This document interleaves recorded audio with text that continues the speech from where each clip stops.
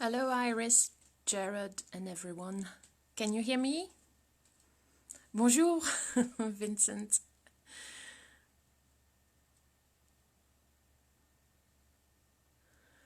Coucou Marjorie. Is the sound good?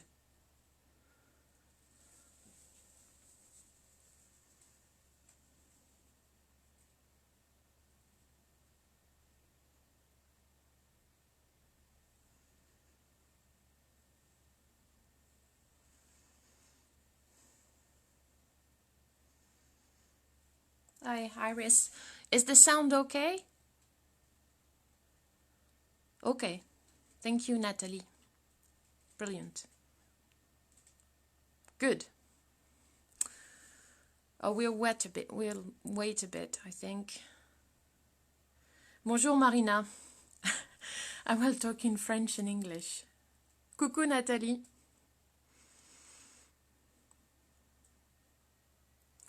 Thank you, Iris. Thank you. I'm glad you're hearing a good sound. And the image looks good to me on my laptop, so it should be okay. I hope it will stay like that during the session. Merci Marina. Hello Aaron.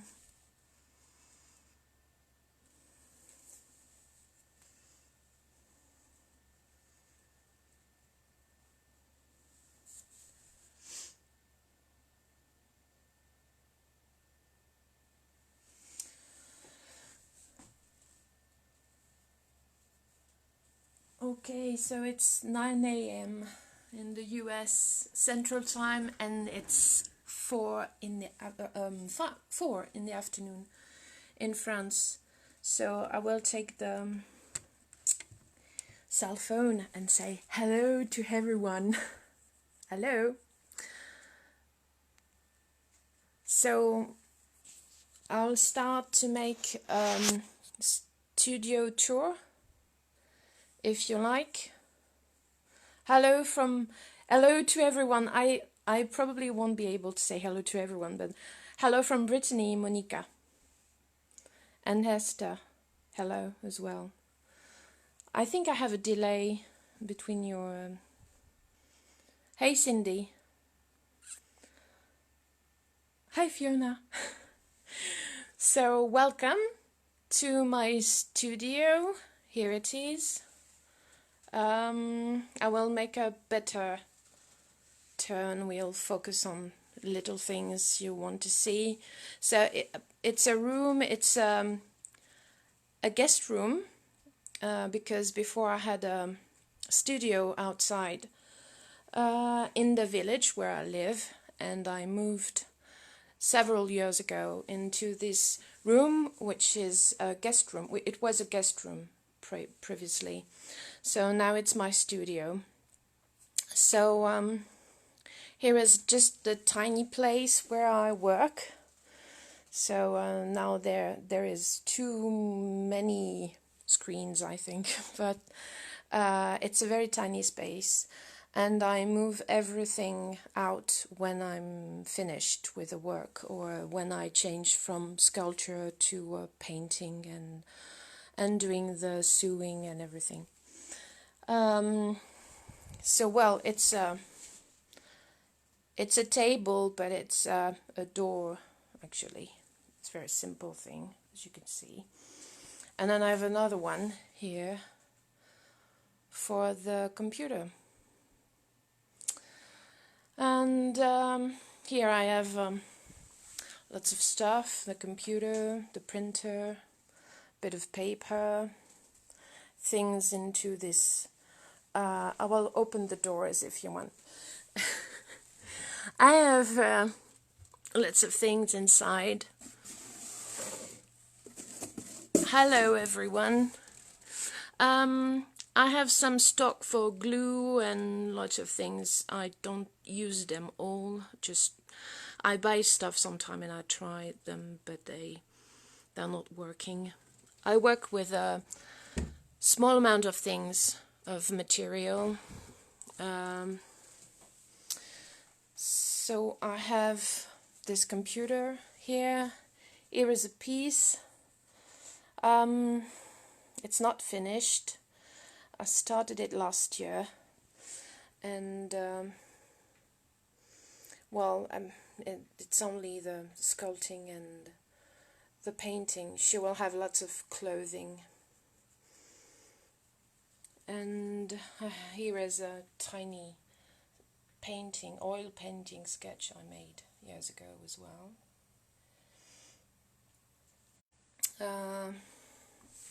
There is lots of mess in my studio. It's an old house, so you have this old part of the roof coming in, which is nice. Thank you, Jared. Here is my stuff. I have this little thing with I'm sorry for the vocabulary, which is very poor, I think, and I'm very much impressed by the video things, so I will have a very poor vocabulary today, I think. It's the paint I use. I use mainly golden acrylics and Liquitex acrylics, and I have a bit more here. I have all the bobbins, the threads with its color. They are all in plastic bags, and it's colored. You know, you have the pink, the red, and the green, and everything. I have a drawer with some solid water I use sometimes. Hey Jen. Hello. Hello Jason, Vanessa, everyone. Here is the sewing stuff. Wow, wonderful mess. This is I use for the painting. I'm sorry, I have some electric cord. It's yogurt's lid I use for the paintings, and I collect them since years, and I use them. Well, they're perfect to mixing the color and everything. So here's the sculpting tools, but we'll talk more about these later. I have things on my walls. Before it was like a mood board. I had tons of images on the wall, and I took them off and put them in a frame. And I have four frames in the room right now. So there is work from David. Here is a Golden Girl member card from 1986.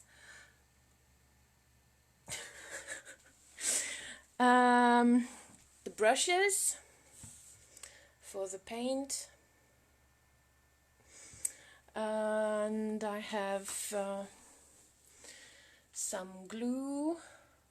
This is the glue I use all the time. It's the tacky glue, Alien Super Thick. It's a very good glue. It's the only glue I use, and sometimes super glue. Here is some, I don't know how you call this, and I have brushes again, screwdrivers. I made a little experiment in this. It's an old wedding bride globe. Here is the crown of the bride. It's an antique one. This is not antique. It's from Olivier Ledroit. It's a French illustrator and artist, and it's a little figurine, and it just fell down. And inside I have a bat, a dead bat. Actually, it was... we'll talk about that later, Monica. There are questions coming out. So I'm just doing a studio tour for the moment. And we'll talk about ideas later. I will show you sketches and everything. Well, this is a bat. And there are tiny bugs in it right now. And I want to see how far they will go to eat everything. I would like to get the skeleton out. So we'll see. Another frame with work from friends and people I very much love the work. You can see Brom, Virginia Lee, some Mucha, Adeline Martin, Alice Dufeu, and some Olivier Villoin, who is a very good sculptor as well. And here is another frame with Alan Lee, Gustave Adolphe Mossa, Mucha, and some Nosferatu movie image, and a little drawing. And here is some Olivier Villoin again.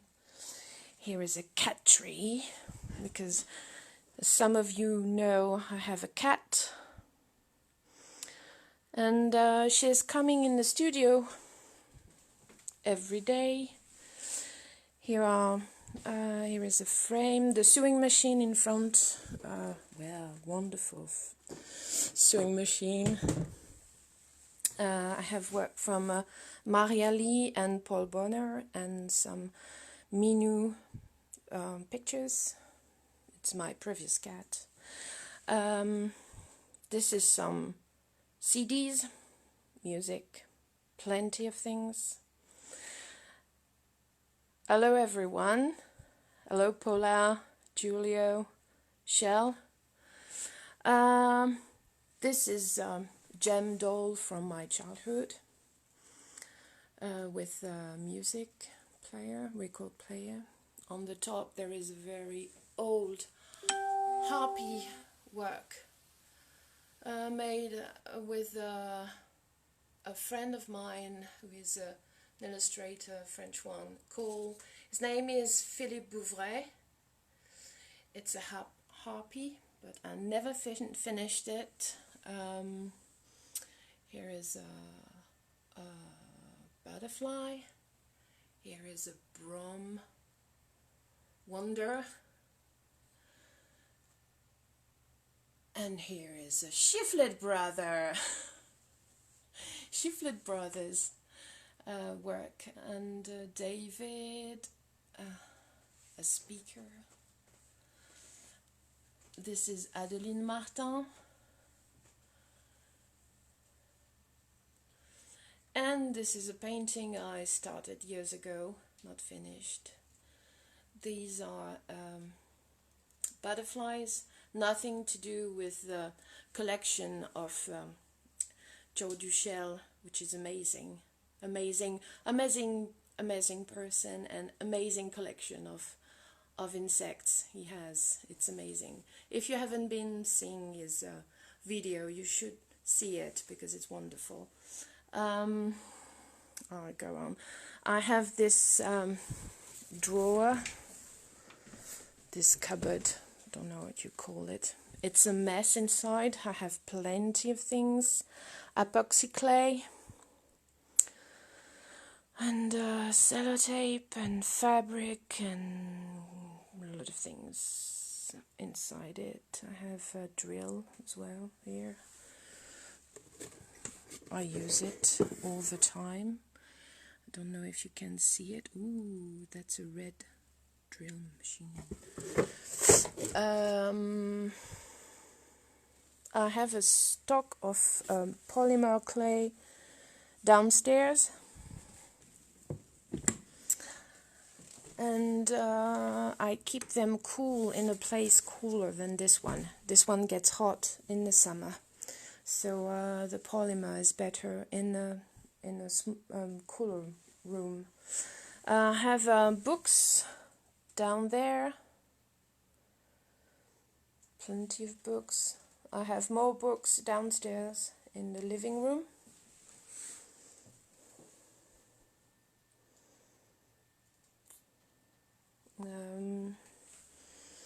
These are the bays I use for my work. They're made by a wood turner here in the village. And I have this harp. I don't play anymore, but I like her. Yeah, Jason, I love it too. It's a very beautiful instrument. These are the boxes with all the tiny bits of treasures I have. There is old buttons and a lot of things. I can't open them for you because there are too many, but plenty of things inside this. Here I have a lot of mess in front of this, but here I have a tiny bust I made. I take it. So here she is. It's a cat, actually, as you can see, with a bell.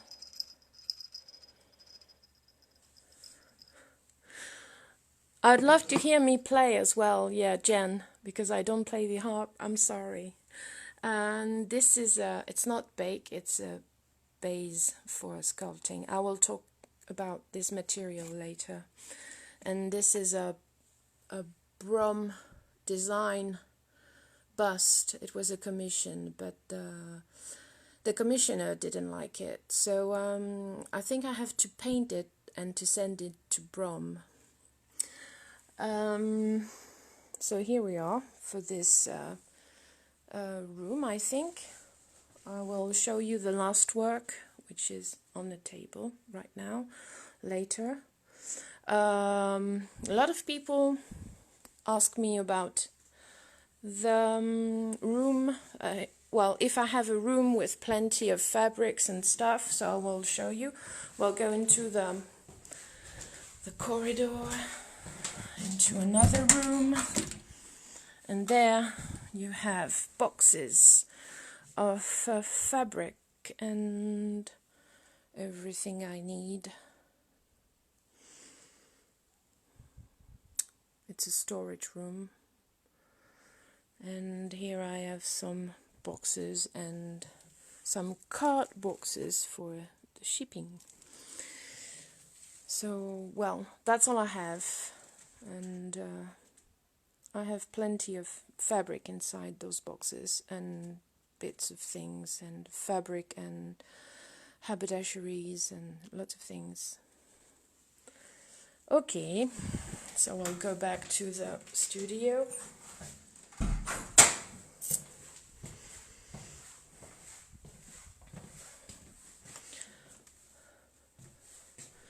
So now I'll show you the last work. It's not finished yet. Don't know if the lighting is okay. Hello, Gilles. I have some friends watching. Lots of friends. That's nice to have you online, guys, because it's very early in the morning, and it's the middle of in the afternoon here in France, so people are working. So I'm sorry, but it was easier for me to do that at 4 p.m. in France. So, well, it's a commission, and I used for this one silver gilding, real silver sheets to do that. And there is some fabric work here. It's not finished at all.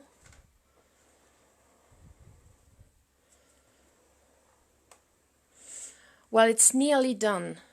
But I have, it's nearly done, but I have those pins and everything needs to be made up here, as you can see. You see the rod inside, because everything comes off. I don't know if I will be able to show you, because I only have one hand right now. So this comes off with rods. Can you see them here? So I do that. Oh, what makes the fabric stiff? So, well, actually it's glued on there is black at the back, so the glue make it stiff, but everything is supported by this parts here, and this is a structure with metal and epoxy clay.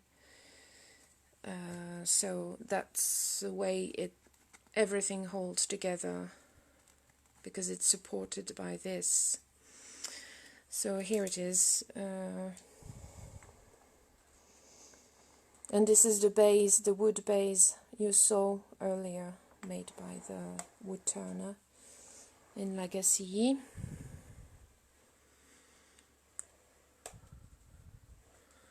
So here she is.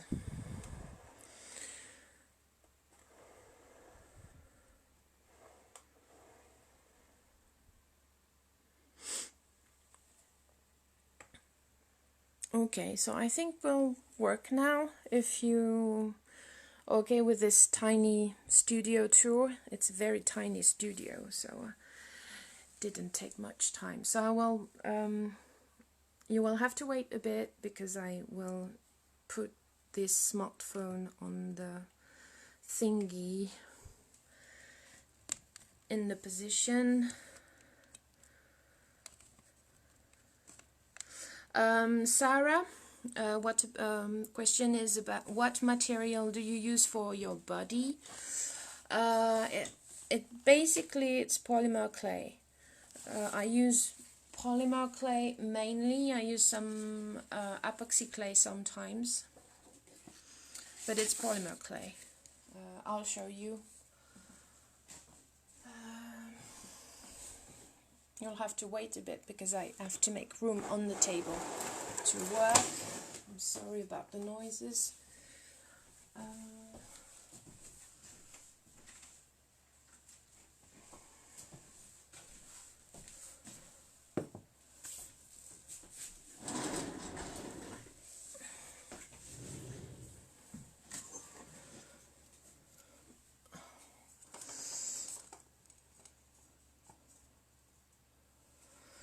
Okay.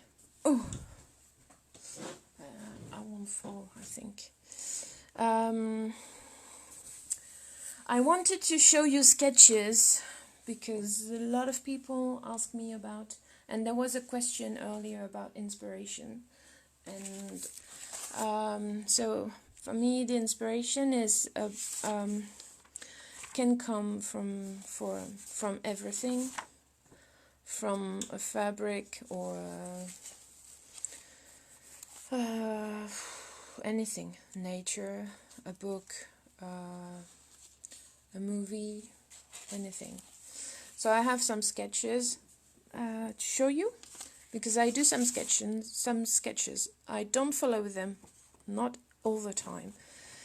But here is the last one you saw. The first sketch was this one. I don't know. It's a tiny one. So it's very different from what you saw and the result, because I let myself being inspired by the fabric, and I didn't want to work with this violet metallic fabric I found at first. But when I saw this and it was working well, I think with silver color, and so I thought I would work more with that. So I came with all the violet fabric parts you saw earlier. This is the original idea, but I like the the the arm position, but I will keep that for another project, I think.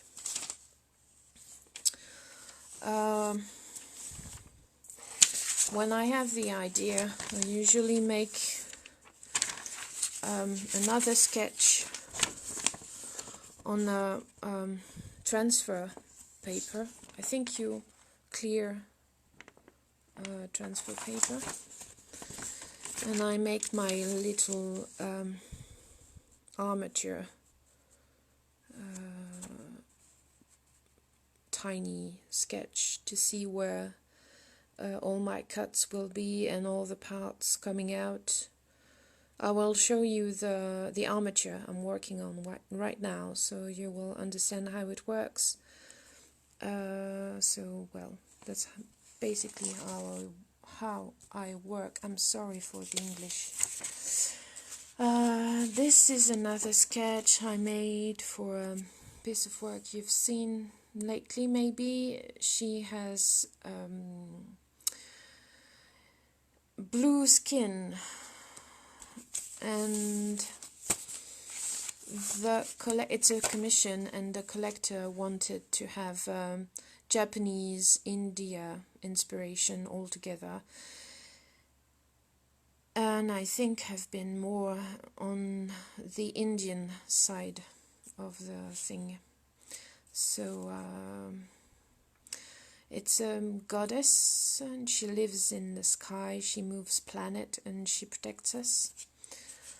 And thank you, Iris. It's very comforting. Yeah, thank you.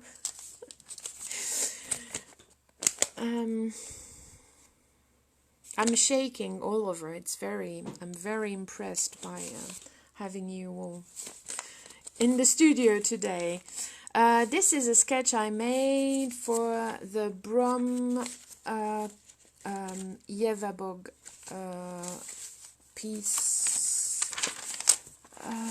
This is the original from Brom, and I made a 3D interpretation of this. So I took his wonderful drawing, illustration, painting. I saw it in person, and I'm very always impressed and moved by his work. He's a genius, really. And for this one, it was tricky because she's a spider, and I loved the very thin waist and all these very long arms and long hands. So I made this. So sometimes I put some, mathematic distance thing.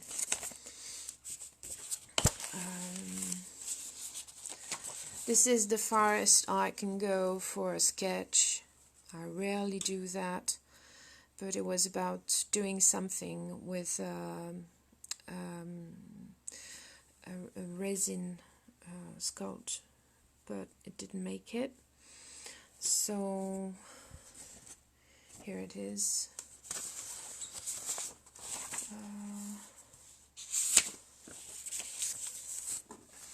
Some of you may have seen the Morrigan piece I've made years ago, and this is the sketch. Sometimes I don't do more than this. It's a tiny sketch. Here again is a sketch for a piece of work I made years ago, and here is the technical sketch for the rods and the armature and structure, and to see how it goes in and out and what will come out. It's very helpful when you have something complicated like that. You probably don't understand a lot of things. I don't remember many of the things I've drawn on this drawing, but it was helpful. So, well, again, this was a sketch for a commission years ago. It's from Olivier Ledroit. It's Claudia from a graphic novel, Requiem. And I made a Requiem, and the collector wanted Claudia as well. So I made Requiem. You see again the structure, the armature sketch. And this is Claudia and the armature coming over. Oops, like that. So, well, that's all I do for sketches. Sometimes I don't do many sketches, or very tiny one, and I don't follow them most of the time. Well, let's go to work, because time flies.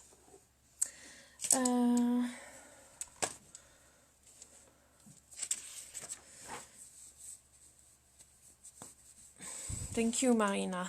I'm glad you understand a lot of things.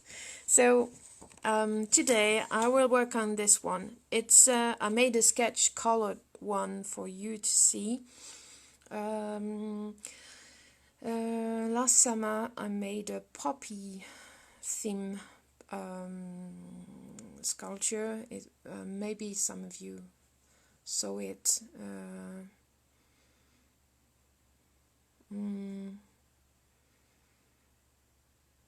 The Witcher.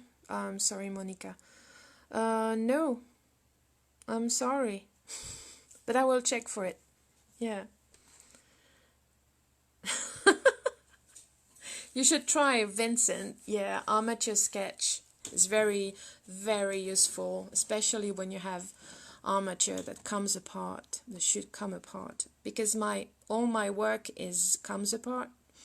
It's better if I have to ship, not to ship, but to ship outside in big boxes, because it's multimedia, mixed media, and with mixed media you have lots of problem with weight of things, which is not there is not a very good repartition of the weight of the work. So if you ship everything in one piece, it will be delivered into several pieces, I think, not in one piece. Well, so this is, let's back to what's on the plate today. I made a poppy theme piece last summer, and she has this same position. The idea is a one flower theme each time. I thought about making a series about that, and I choose for the second one Suzanne aux yeux noirs, which is black-eyed Susan. It's a tiny flower, orangey, with bright orange, with a very black, deep black center.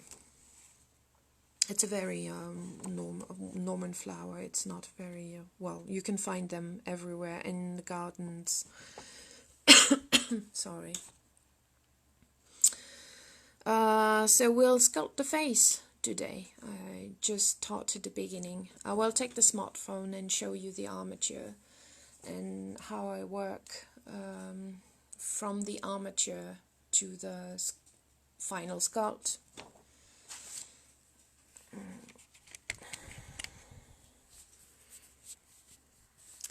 Okay, I don't know, well, probably there should be better. So this is very simple. The armature is not very good right now, you know, it's waving, but I don't mind. I will do that later, secure it, and I will put some epoxy on the base as well. This is a steel rod, quite big, as you can see. and this is the upper part. There will come a part later. So this piece will be, you will have the skirt and legs. She won't have legs because it's a flower. She's a flower. The base, the legs, that comes right under her breasts.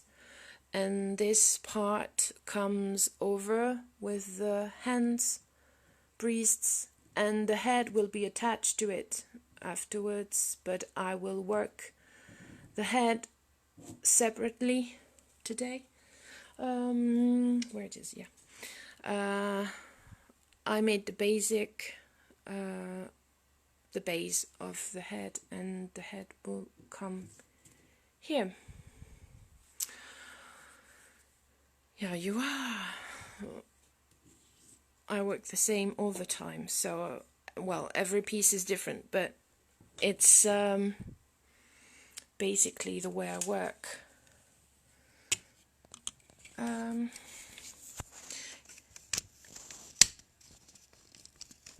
Okay, so I managed to put place to work just in front of you.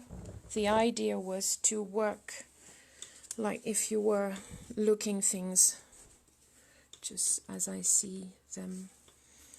I hope I will not end up with crap things today because it's a bit different and I'm a bit shaking.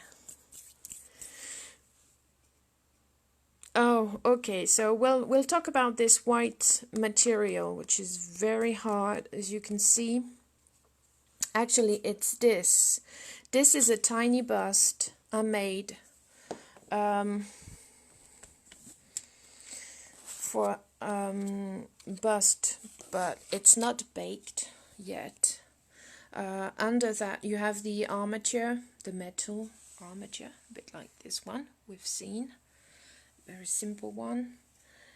And this is basic volumes. It's I will show you the material. One.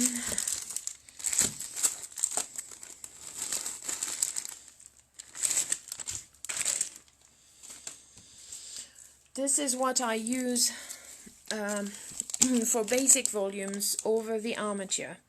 It's a Sculpting ultralight, soft and light oven bake clay, pâte à modeler souple et légère. As it's written on it, perfect for use as an armature. Actually, it's a nightmare to sculpt, but we don't mind.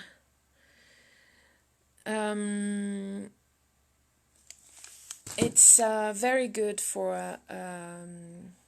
You can put the polymer, the outside coat of polymer over it when it's baked, and it holds on it and it prevents cracks.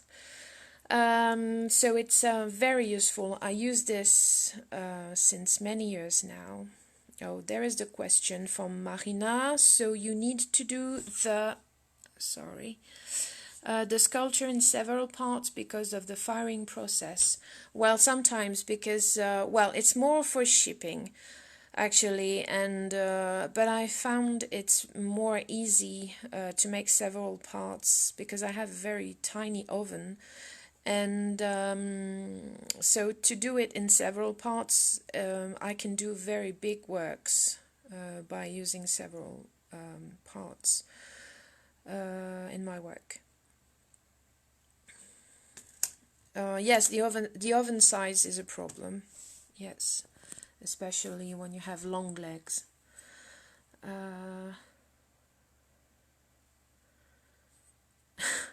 No, I'm not using voodoo. It's very simple, Brandon.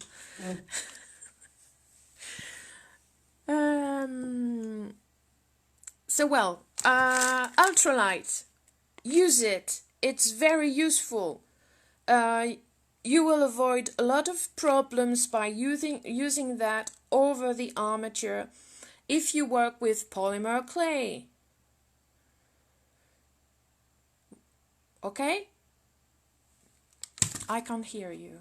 That's a problem. I'm alone in my studio speaking to people, just chatting with me. Okay, so I have this head. It's baked. So I bake the armature with ultralight at first, and then I work with the final polymer clay. And I bake I do a first baking and sometimes several bakings, but most of the time not more than 3 or 4 baking. 4 is a maximum. Of course, you have to use a thermometer for the oven, because polymer, as many of you know, it's very tricky. The baking is very tricky. This is bothering me at the background. Yep.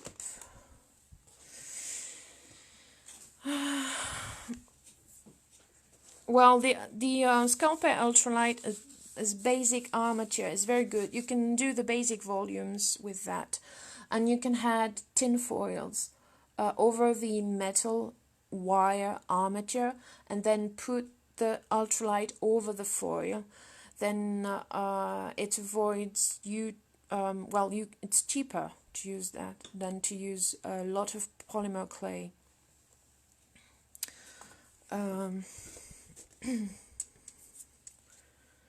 Yes, I know Sprite. Sprite Hansen. Yeah. That stuff also is horrible. Yeah. The under armature, but I think it's the point of this stuff, you know. It's perfect for use as an armature, and well, that's the only thing you can do with that stuff. I mean, even beads, it's complicated. It's like I don't know. I'll show you. There is air inside it, and it looks a bit. It feels a bit like I would say a powdered chewing gum. It's sticky, and it goes like this. I hope you can see. It's like very strange. There is no sort of elasticity to it, and it breaks very easily. It's sticky. It's very strange material, and I think the only thing you can do with that is armature. Yes, I do, Cindy. I do wrap with it's masking tape. Yeah, it's not floral tape, but it's the same thing. It's masking tape. I do, yes. And it's better. I think it makes the work more clean, and the shape with the tin foil is cleaner with the tape. Comme un carambar aux fruits, yes. Marina says that it looks like a French sweet we have. It's called a carambar, and the texture is practically the same. Yes, it's sticky, and it looks like powdered chewing gum, something like that. Hello, Patrick. I have Patrick Masson. Oh, Tom Kibler is watching.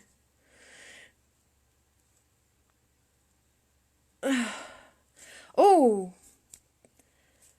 yeah, that's why. Oh, Tom Kibler is a science master.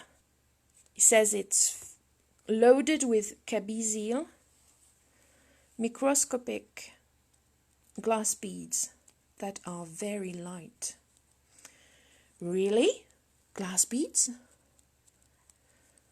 Wow, didn't know that. It's crazy. And so I made a mix of so I baked it, so it's very hard. You can't break, you can throw it, you know. That's okay. Hello, Tom. Good to see you. It's your turn next week. I show you. I tell you, it's I'm sweating.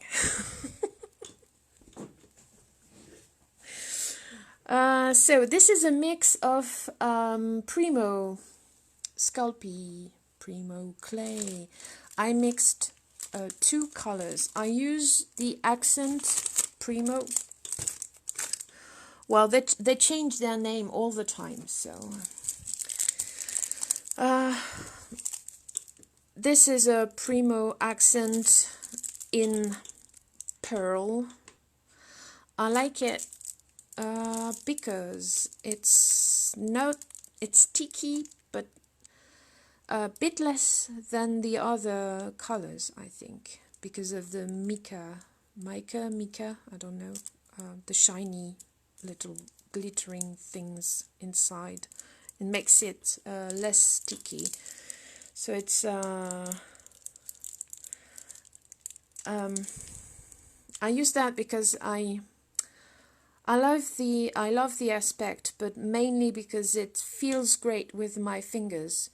For questions about a lot of people sometimes wonder about using a material more than another one and to choose what to use to choose a material.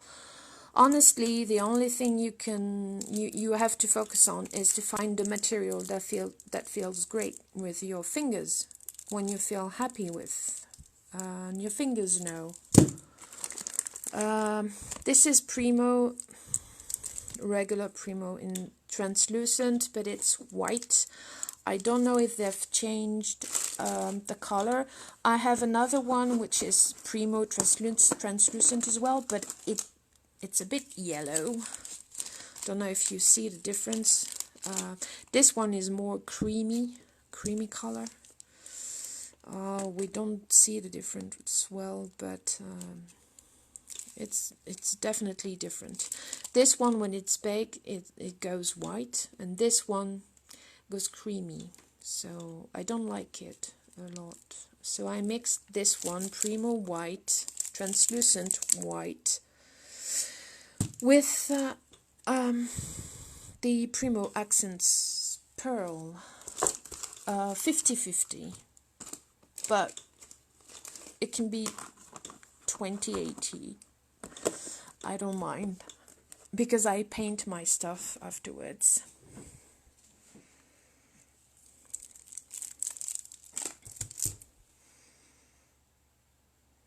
Is there a question? My favorite doesn't be... Okay, I'm sorry, I'm reading what you've writing. Hello, Tim.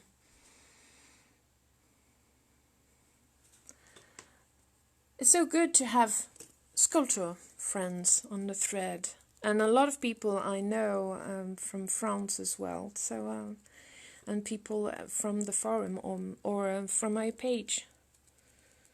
What does the color matter if you will paint, Vincent? Okay, Vincent.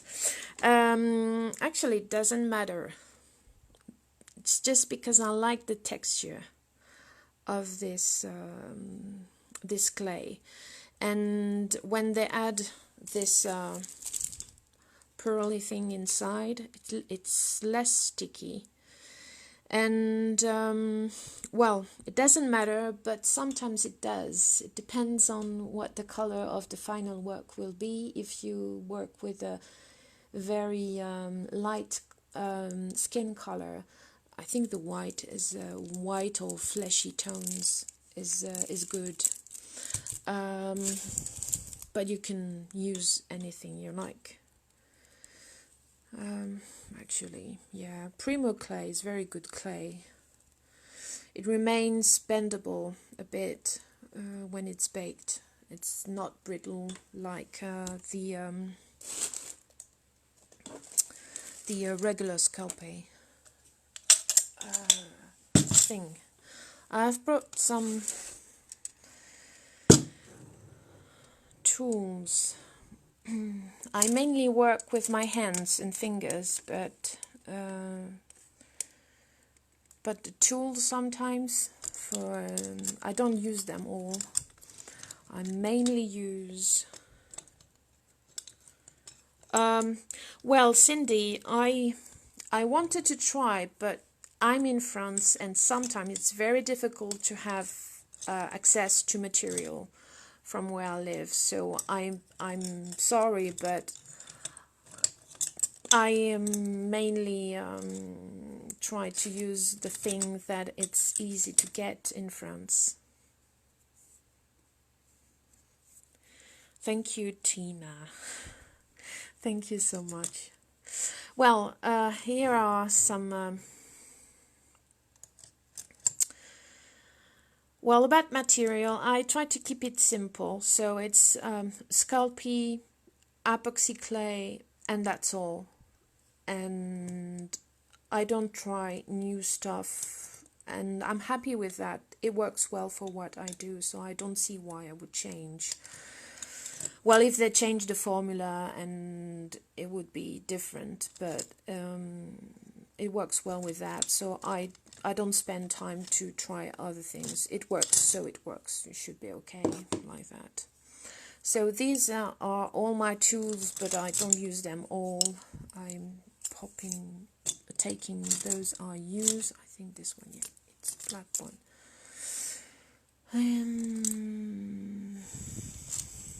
Things like that, and this, and this. Those I don't use much. So here are the tools.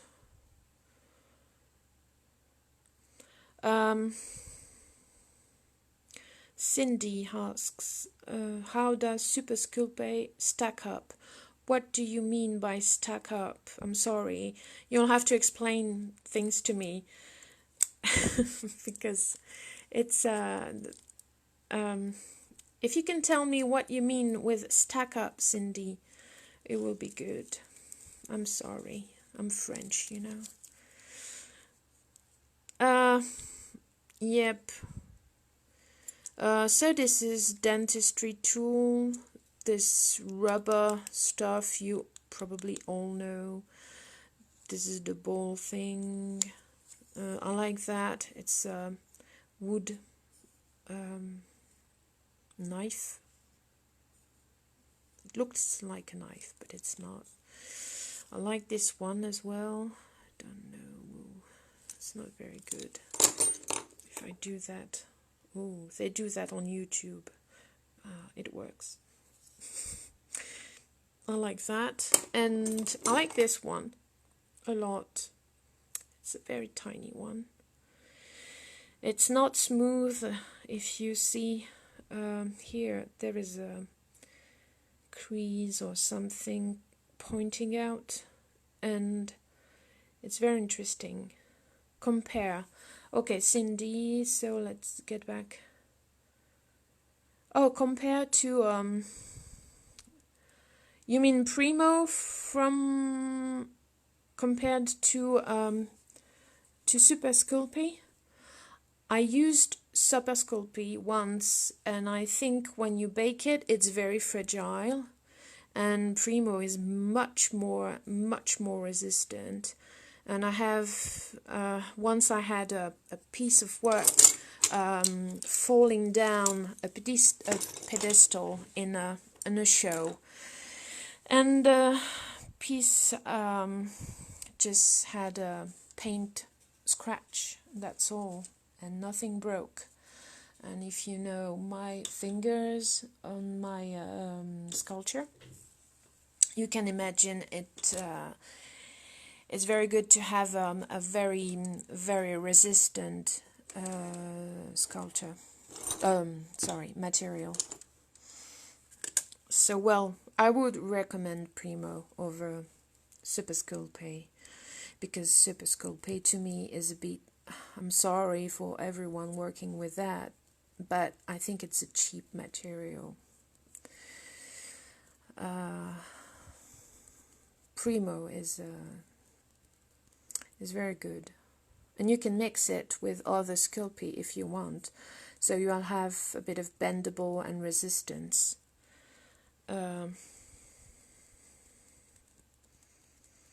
Oh, David.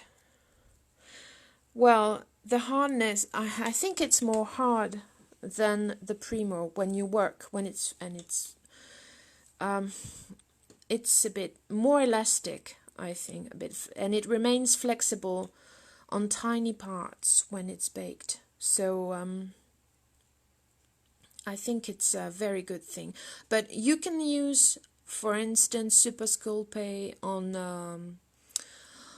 the face, and use Primo for tiny parts like fingers or very delicate parts of your work. So you can do that.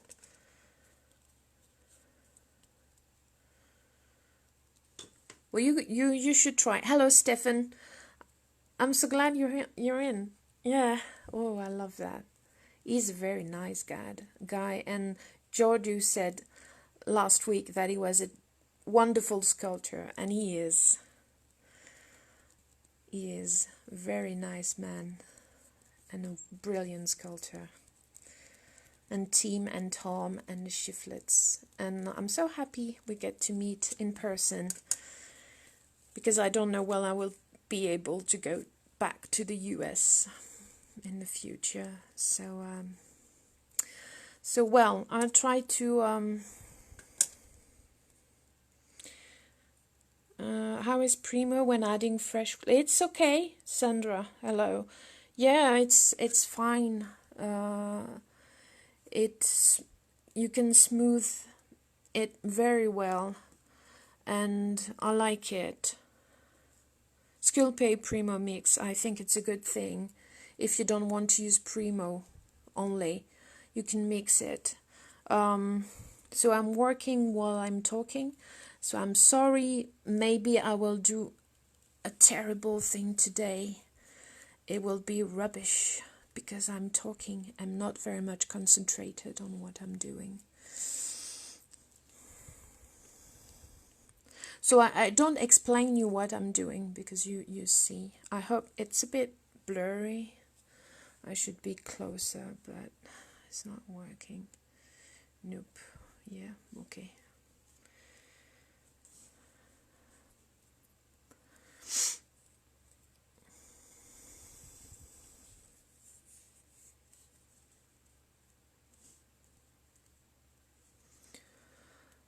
A Sculpey Primo are very different. I think Sculpey is more soft, and Primo has more resistance. It's a bit harder to work with. So, well, just give it a try and you'll see if you're happy with that. You know, if your fingers are happy, why not? If you don't like it, that's not a problem.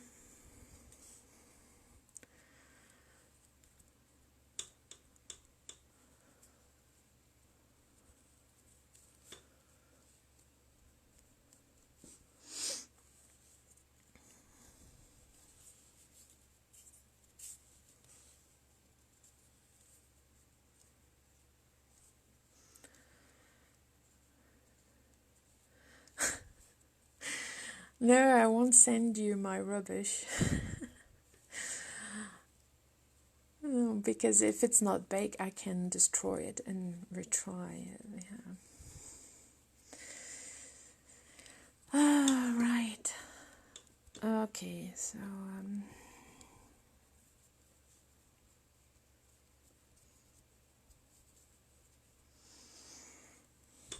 have you never used? I'm reading. Hello, Rebecca. Nice seeing you here. I'm reading your question. I have never used any oven bake clay.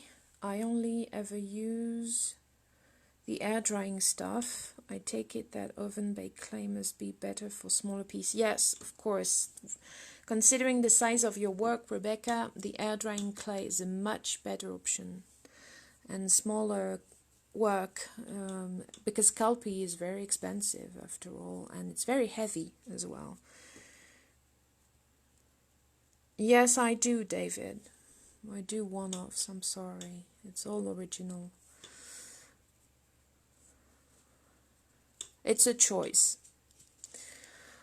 And I made it years ago when I started. And yeah, to do original artwork. Because I get bored very easily and I don't like much being overwhelmed by technique and molding process. It looks too complicated to me. So yeah, it's one off. My figures on average, Cindy is asking about the size. Well, it will be in centimeter. I don't know in inches, but you'll have to make the I'm sorry, it's blurry. Yeah. Thank you, David. It's around, I would say, between 55 centimeters and 80. The one I showed you earlier, she is probably something like, she's very big, very tall, but she's elevated, so that doesn't mean a lot. But the figure itself, I would say something like 55, 60. So it's all around this size. Thank you, David. I know a lot of people follow me for decades. Not decades, but a long time. Because I only do that since well, the first one it was in 2003. So it's not decades. It's a decade and several years. But thank you so much for following me that much, that long time. It's wonderful to have people following my work since many, many, many years.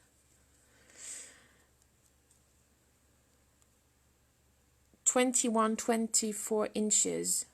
I believe you. I don't know, but you know better.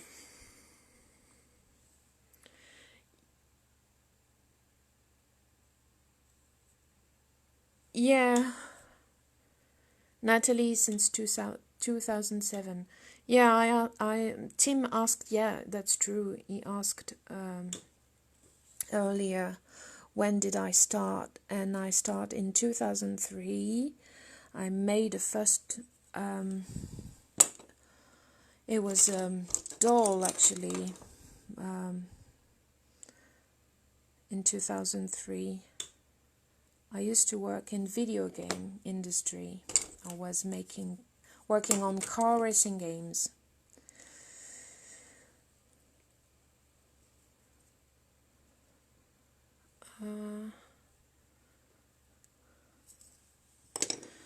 How long it takes? Do you have an estimate on how long it takes to create the larger pieces?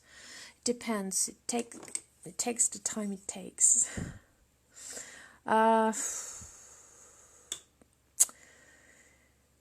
I'm very slow. I take my time because I get bored very easily, so I have to find the pleasure in sculpting and doing things at each step. So, well, it can be very quick, from 3 weeks to 1 month, and sometimes 3 months. It happens sometimes 3 months, so it's a long time.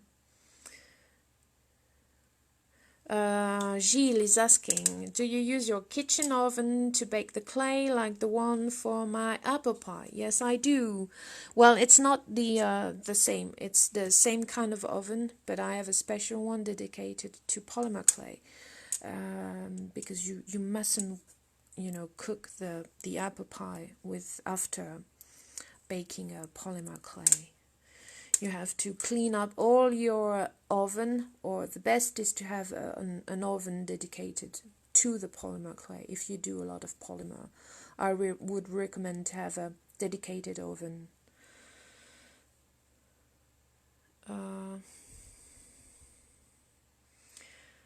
Oh, Cindy. Brilliant. Yes, Kansas City. It was great. Yes, eyes. Yeah, I'll talk about that. Thank you. Yeah, I know, Jared. Health. Safety and health first. Okay, whoa. I'll try to focus on this. Yes. So this is what I use for my eyes since the beginning. It's glass beads. It's 8 mm diameter. It's glass. It's polished. This pair is translucent, but I have white ones. Each time I find some in a shop, I buy them. Sometimes it's not glass, which is not good, but glass is okay. If you don't have glasses, if you can't find glass beads like these, you can make them with polymer as well. You have this little gizmo to make round beads, 8 mm. You can find them in stores, and polymer beads are okay. I don't use. I paint my eyes. I don't use eyes with resin or polymer eyes you can find in the stores, because I like to paint them. Yes, it's beads. Yeah, it is. Yeah. Faith. Hello, Faith. So I put them like that.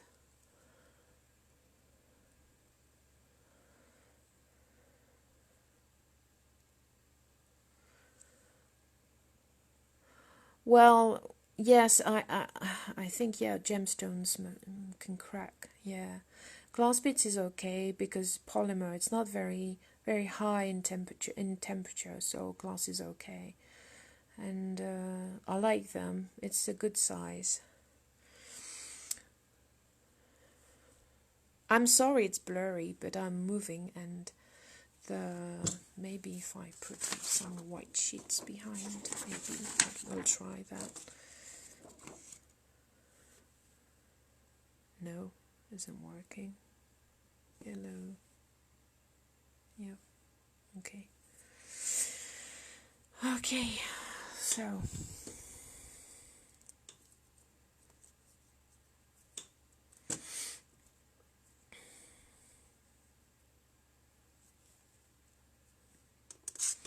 Don't know. If I work a bit far, it's better. I think I don't have to be close. Okay. So I don't know where I'm going right now. I don't use reference most of the time for my faces. Marjorie is asking about the temperature for baking polymer clay. C'est à 130 degrés, Marjorie. Which means, sorry, it's, here is the temperatures. Yep.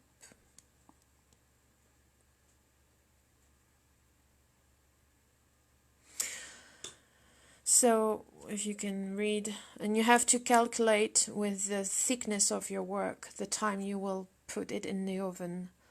And I put it in the oven when the oven has reached the temperature, and I leave it cool into the oven after the baking is done.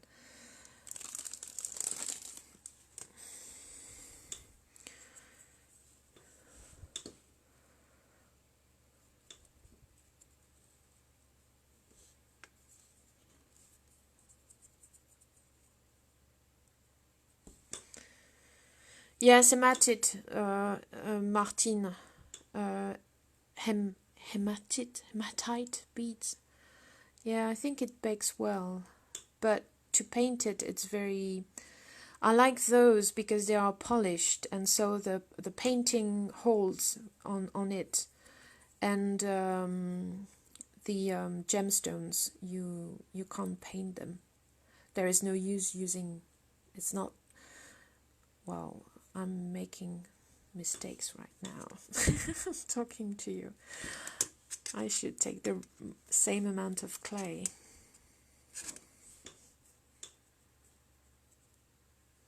Yes, I do, Faith. I do partial baking. Oh, I mean, do you mean all at once at the end? I do sometimes. Like for the last one I showed earlier, I made a first baking for the flesh and the second baking for the all the silver parts of it and the outfit.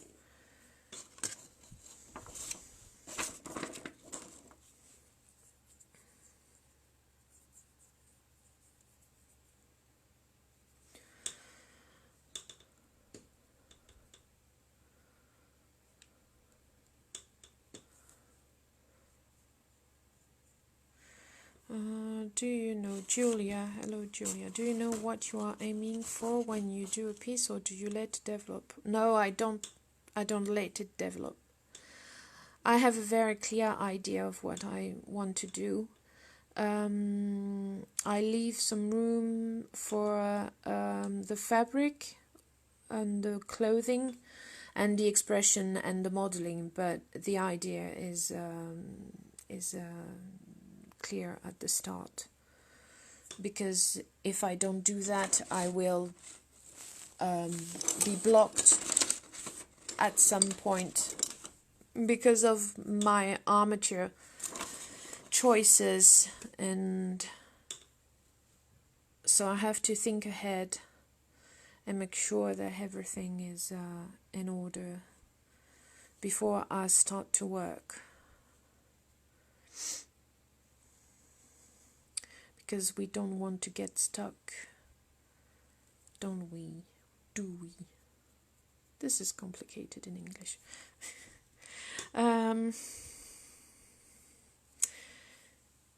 I sometimes use steel ball bearing for eyeballs. Yes, steel. Concept drawing. Yes, David.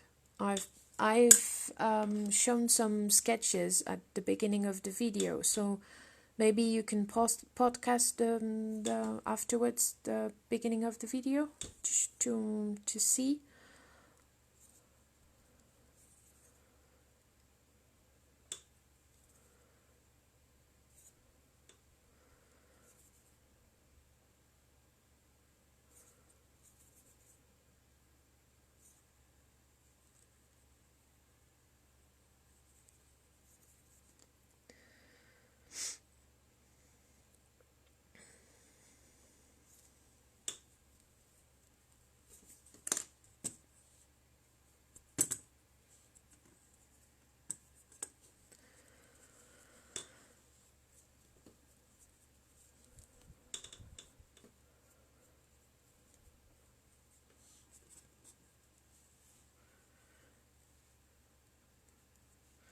Oh, my amateur.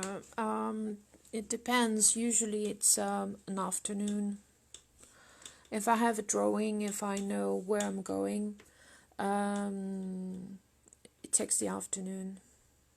Yeah, it's very easy. The armature, I mean the metal part of it, and the volume, it's another day to make the proper basic volumes and do the baking as well.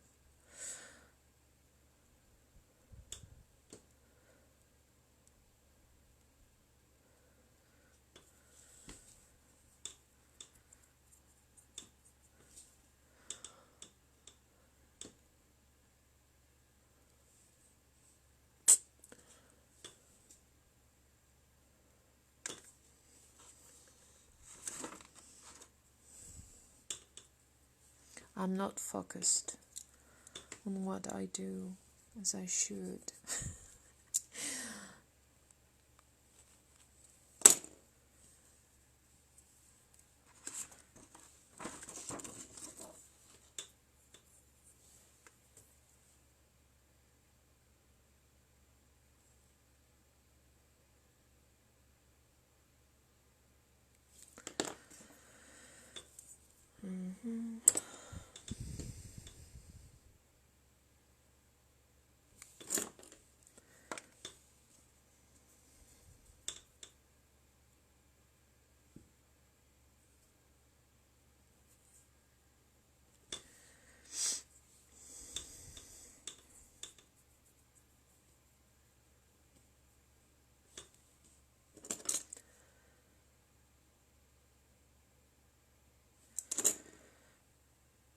Tubing to the steel rod and the rest of the armature. I use, hello Sandra, I use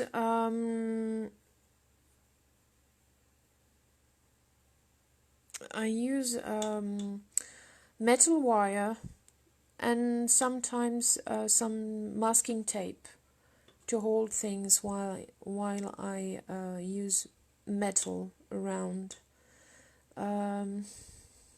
I don't use epoxy clay for the armature.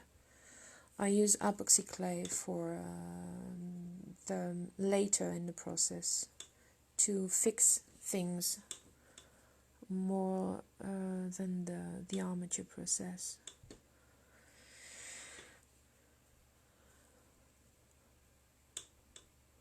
I use reference sometimes, but I don't most of the time. I think we all have a face in our mind, and we tend to make always the same. So when you want to get out of that, you have to get references on the side. But I like doing things like that. And Tim is asking, is there anything you'd like to sculpt but haven't yet? Oh, many things. But it's a mood thing, really. So I let myself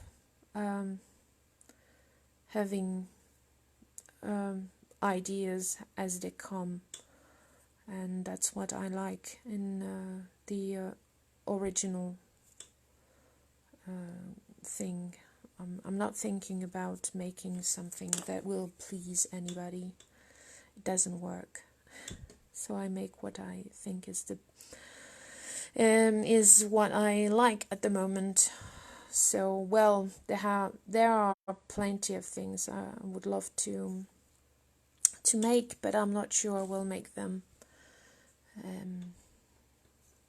It's their dream pieces of work, or things I've been thinking about years ago, and nowadays I don't want to make them because they're too, not complicated, but too different from what I am right now.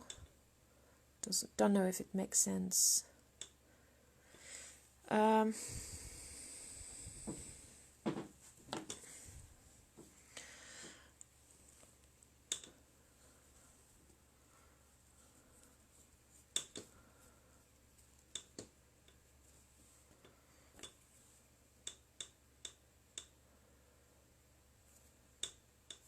Well, we are here until lunch, I tell you.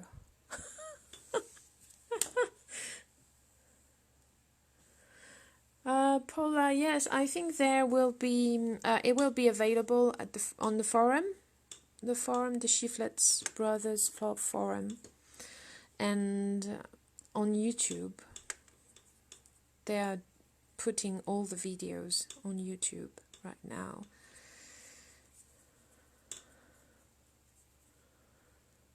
Okay, so.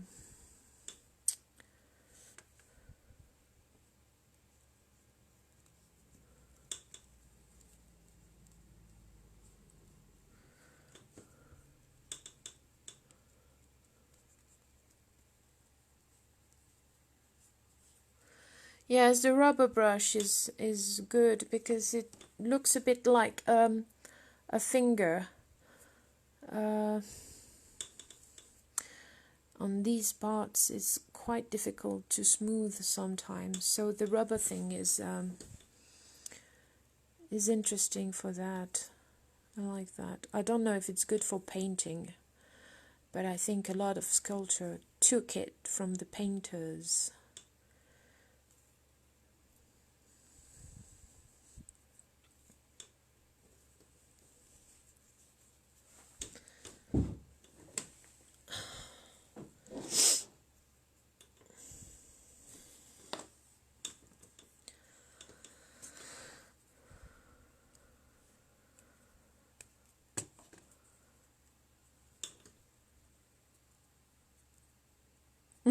Yes, every doll artist have that too. Yeah, I think we all have.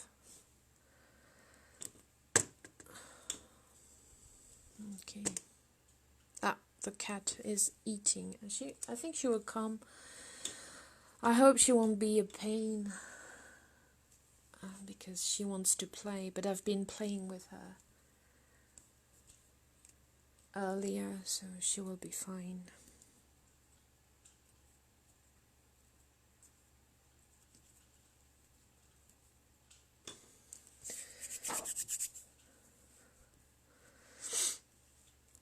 And she hates me today because I gave her the flea bottle, you know, the tiny flea stuff you put on their neck, and she hates me for that. Cats, yeah.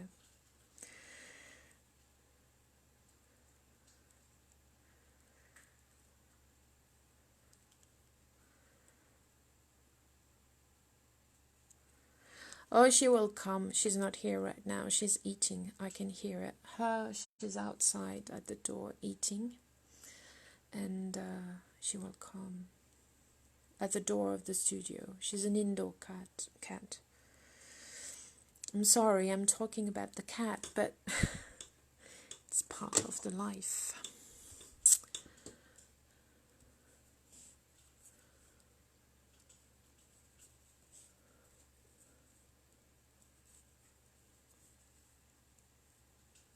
Hello, Giovanni.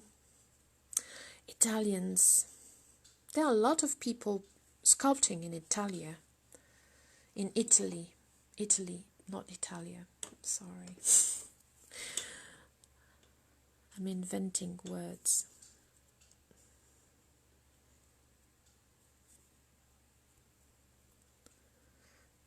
Do you have a secret to control the cat hair that flies around in the air and find its way into your clay? Oh, well, I don't know. I don't have problems with cat hair. She has a very woolly fur, so it doesn't fly around. And by working with some students, I realized that I have some fingers that don't stick with the fabric and the little elements that could stick to the clay. So the work remains clean most of the time. I think it's a question of skin on your finger.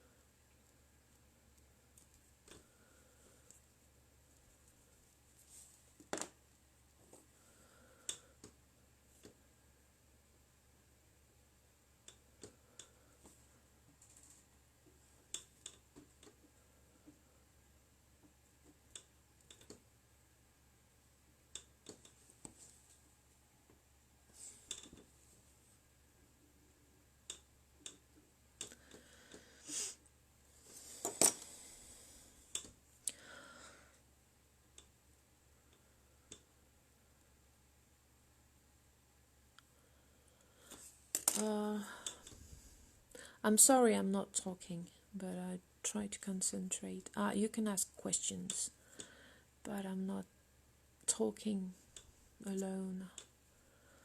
I'm sorry.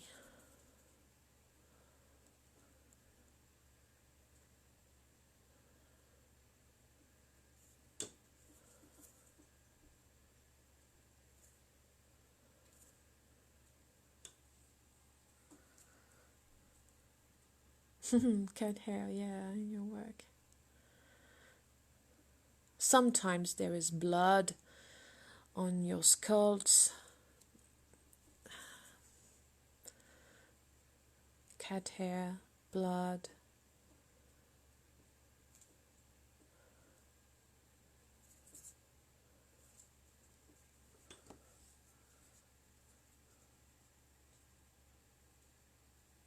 Yeah, it's not easy to talk and sculpt, yeah. Hello, Aris. Good to see you.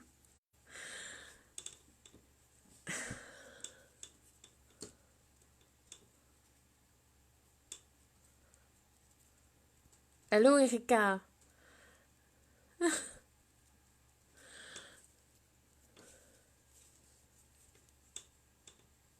Si, je travaille avec de la musique. Marjorie is asking if I'm working with music. And I am. All the time. Or I put on documentaries or TV series.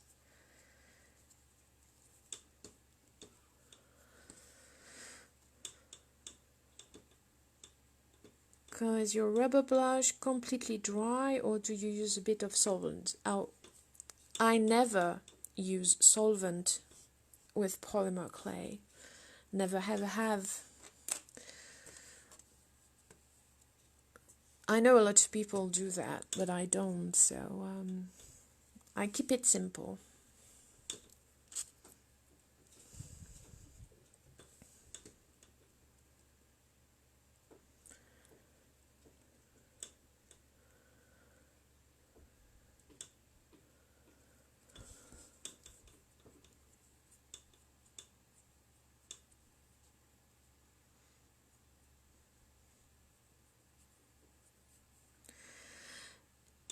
Erika, I think you can show them because it will be on YouTube later on.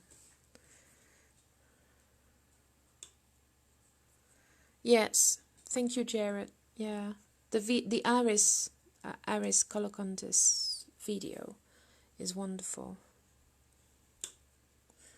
All the videos are wonderful. The forest video, Miss Munster, Aris, and Jordu. Actually, it's difficult to be right after Jordu Shell. Is so amazing and very funny. He is a funny guy. And I'm quite excited to see Tom at work next week. Without salmon, so do I. So you smooth only with fingers. Yeah, Patrick, I work just like you. I think it's better. The less chemical thing you put on polymer is the best, I think.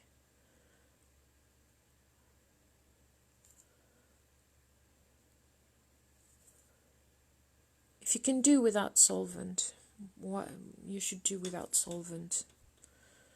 And I like to have fingerprints on my work. I leave them all, and that's what I like. I like seeing fingerprints on other people's work. So I leave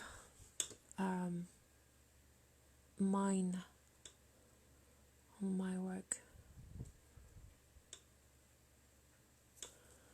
She looks sad, which wasn't the point.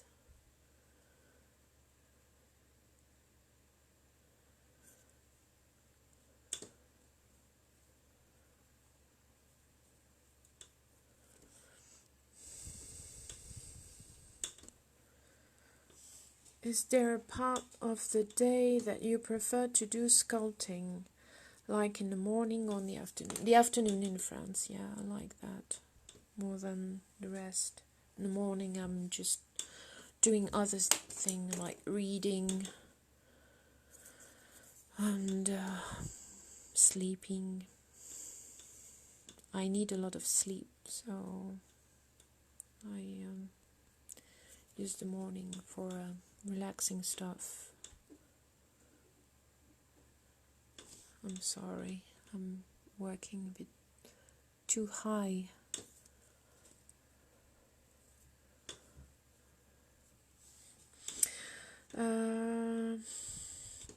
Will you paint these eyes? Yes, I will. Elisabetta, hello. Yes, I will paint them afterwards. Oops.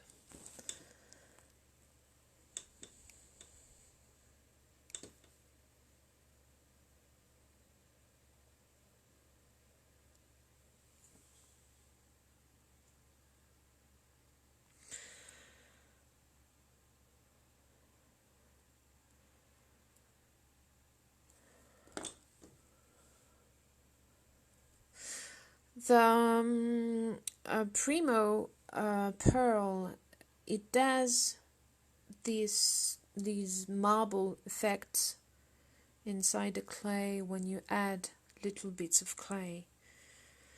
But I don't mind. Sometimes it's cool because right under the acrylic paint, you will see these marble things remaining, and it will be like veins. So that's nice to keep them.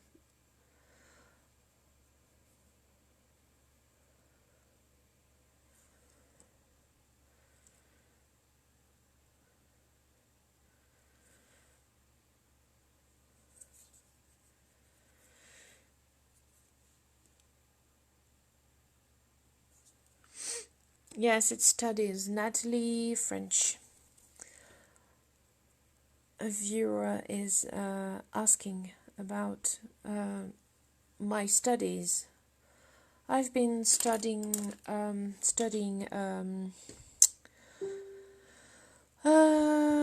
do you call that? Publicity, graphic design, advertising, graphic design. Oops, I'm sorry, it's blurry again. And but I've never been able to work in this field. I've been working for video game afterwards. At the end of the 90s. And so graphic design leads you to everything.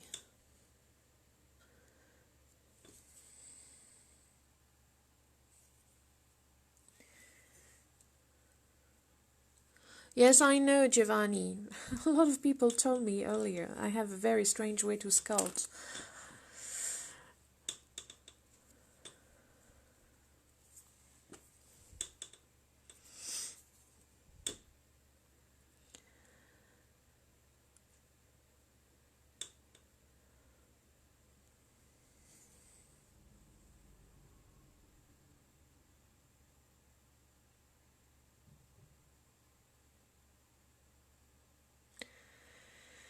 Alors, does the French government do anything special to support artists like they do in Ireland and Germany, or are you all on your own? We are all on our own.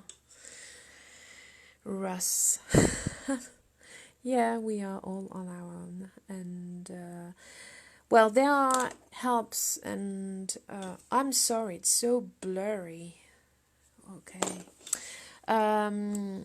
If you do contemporary art, you can have some help, and you are able to show to good places. But if you do fantasy art or fantastic art, it's another story. Fortunately, we have some place around here. It's a museum. It's called the Naya Museum. And it's dedicated to fantastic art, and it's a good place, but it's a private good place. It doesn't have any support from the Ministère de la Culture, the culture ministry. Is it ministry? I don't know. I like the band. Not much, but I know the band ministry. And I don't know. It's tricky, but we don't have any support. No, not much. Alicia is asking about the eyes. No, it's glass beads. If you are taking the video right now, you can watch it afterwards. The podcast, you will see how I'll explain. I'll show you the beads before I put them in the clay. No, do you do any sanding after you've baked the primo? No, I don't. Never. I keep all the imperfections and the crease and fingerprints and everything.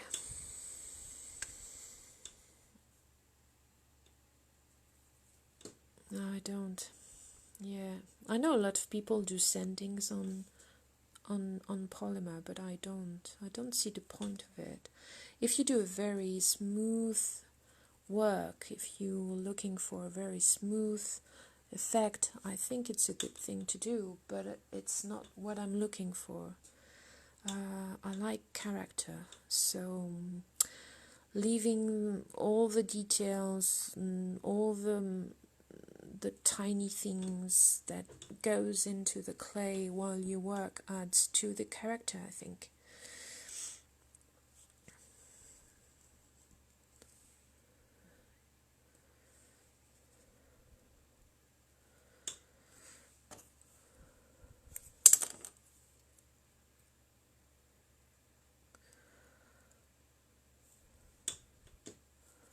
I hope it's not boring, because I do all the same thing all the time, I think. You know, making those eyebrows. It's blurry, I'm sorry. There is a distance. Is it better? No. Hell. Okay.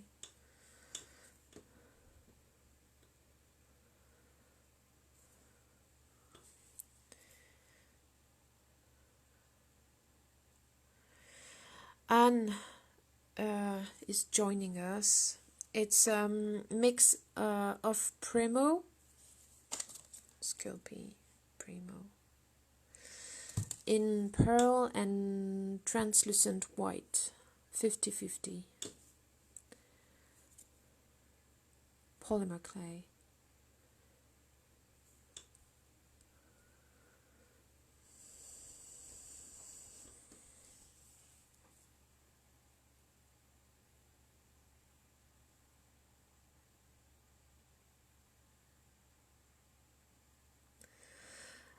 Hello, Patricia. Patrizia? Italian, I think. Cozzo, Patrizia. Yeah. Thank you so much. I'm so happy you started because you saw my work. Means a lot. Really wonderful. I'm so happy to have you here, guys, today with me. Even if what I do is not very good, I'm afraid. But it's very difficult to work and talk at the same time. Because usually when I make the face, I try to dive into it, into the emotions and what I want to express and the mood. It's a kind of talking to you, the face, I think. Maybe I can show you how I do hands, if you like.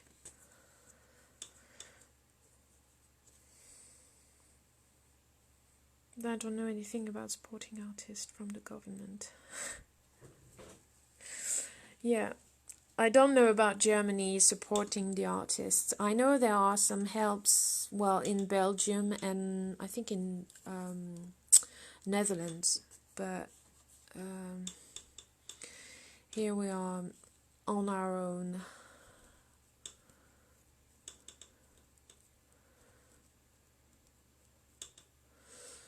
Okay.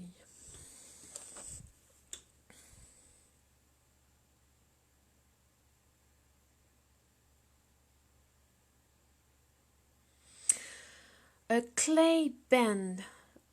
I'm going through the questions. Suzanne is asking, are you using a clay blend? Oh yes, a blend. I was reading bend. A clay blend. I blend two clays, but I can use one type of clay, one color. This one is a blend of Primo, two colors of Primo, but I sometimes blend together other clays. I use Living Doll sometimes. Yes, I listen to Dead Can Dance as well. Yeah, number one. Yes, they are.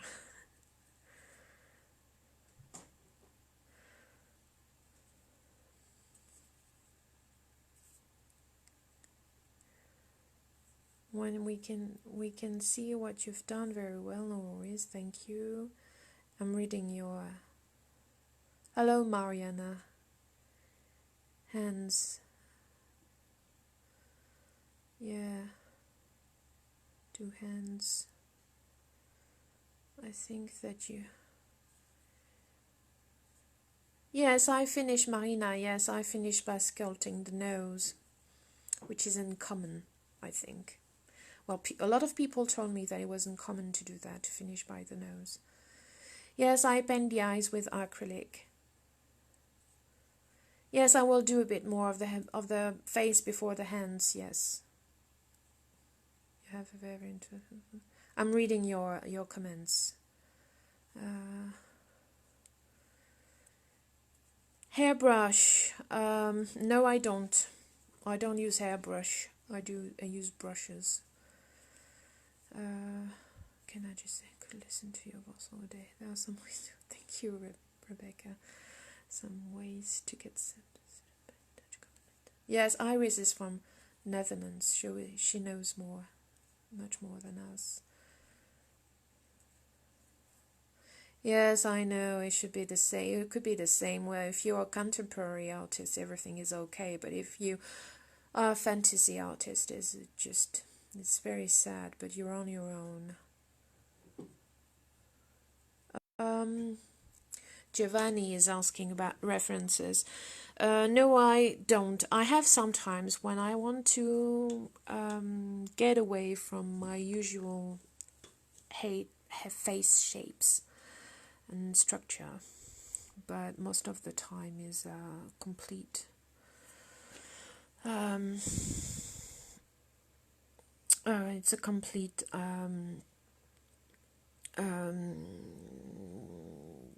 imagination, no references, creations. Well, I don't know yet. I don't know this one. What will be the mood of her? I don't know.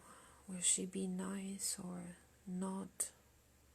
She probably won't be.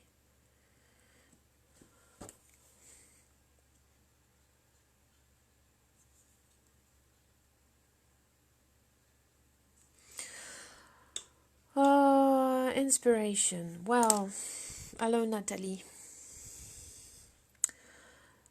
Well, we had a question before about that, and I told you that everything is an inspiration, can be an inspiration. Sometimes it's a fabric I find, give me an idea.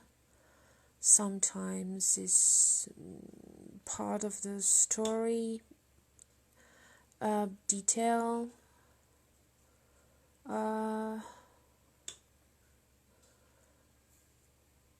Well, can be anything. Even an image in a documentary, something strike your mind and your imagination and gives you an idea to do something. It's very strange inspiration. It's always the questions you have, but actually we don't know how it works. I mean, I don't know how it works for me at all.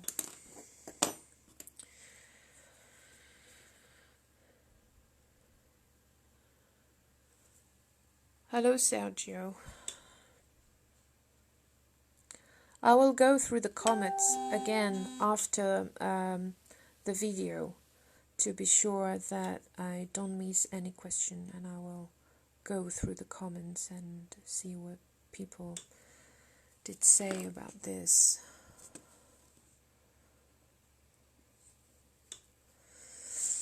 Okay.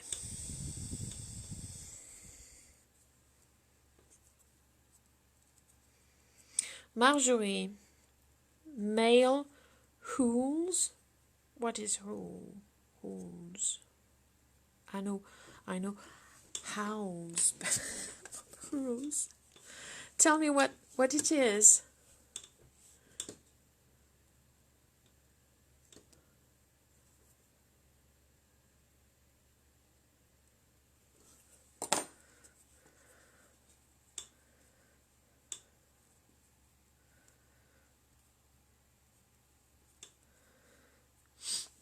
Okay. Duels. Yeah. Well, I've made males sometimes, but it's dolls. Dolls. Well, but it's I made male figures, several, but it's not like the female, and they don't sell well. Sculpting children. I've sculpted children years ago. That's not something I very much enjoy, and I mean as a main figure. If the children is a companion for an adult figure, that's more interesting. But well, I know a lot of people who do that very, very well, so I'll leave them do that. It's not my thing, I think. Maybe because what I do is, I think you are talking to the children in yourself when you work, and I do what I would have loved to see as a child in a shop somewhere, or behind a window shop, or in an exhibition.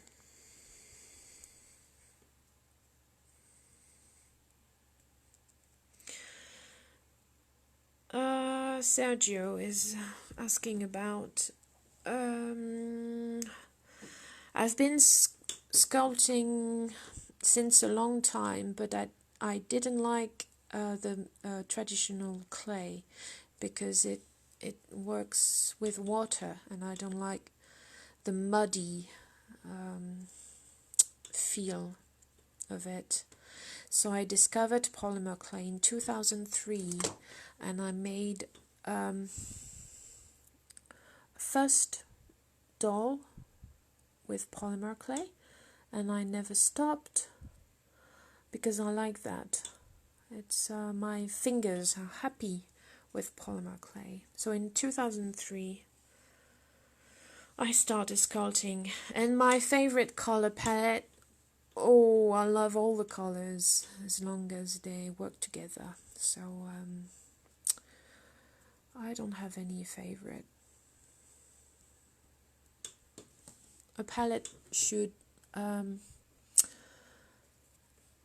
enhance an idea, I think. So I choose the palette to fit the work and the mood, the general mood of the piece, I think. or just because I feel to be working with blue or with red or pink. Just I am following my mood most of the time.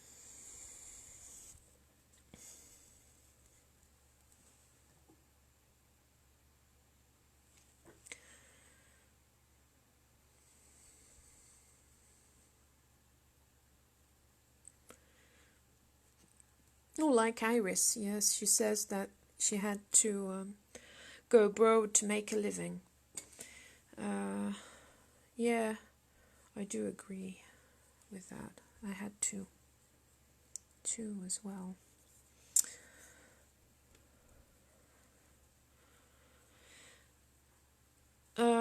Susan is asking about the brand of paint. I use golden paint. I like them a lot, especially the black, the carbon black paint. It's very good. And the Liquitex, Liquitex, and I mix them. But the golden is very expensive, but it's a very good one. I don't use Genesis paints and the paint you can bake with the polymer clay. Never use them, and I don't think I will in the future because I do everything I want with my acrylic paint, so it's okay. I don't see the point of using new stuff if you're happy with what you use. If you can do what you want to do with simple things, why should you change? I don't see limitations with the acrylic, so I'm okay. A regular body, it's very difficult to have the golden fluid. As you know, it's an American brand of paint, and so the fluid colors, I think it's more difficult to get them in Europe. In France, we're not very much. Well, it's difficult to have some materials here.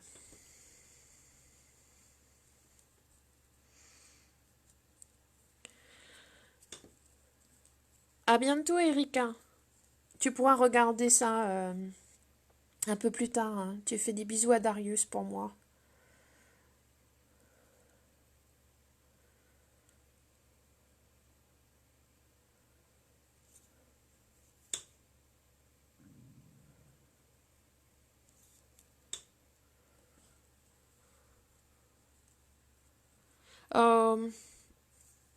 Well, I use some varnish.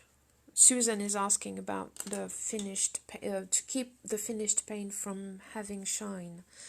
I use varnish, water-based varnish for acrylic.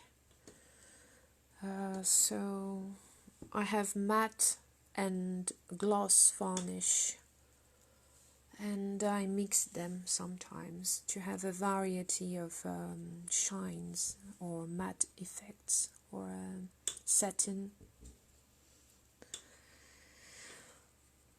Okay.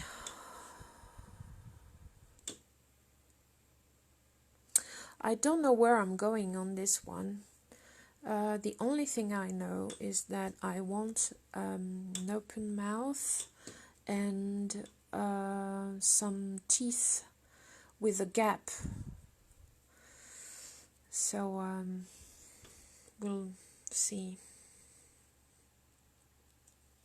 Thank you, Giovanni. Goldens matte varnish. I think I have Goldens, but I use I'm happy with this one for the moment. I have some golden in a cabinet somewhere, and Tim Bruckner told me once that it's not very common to make teeth with gap into the sculpting world, and I made some teeth with gap earlier, and I like that sometimes. You should have Tim Bruckner on the show. He's a marvelous sculptor and a very long career of beautiful things. And he's such a nice guy. What would you tell? Jared is asking, what will I tell to young sculptors who are just getting started? Follow your hearts, and what you do, don't mimic other sculptor.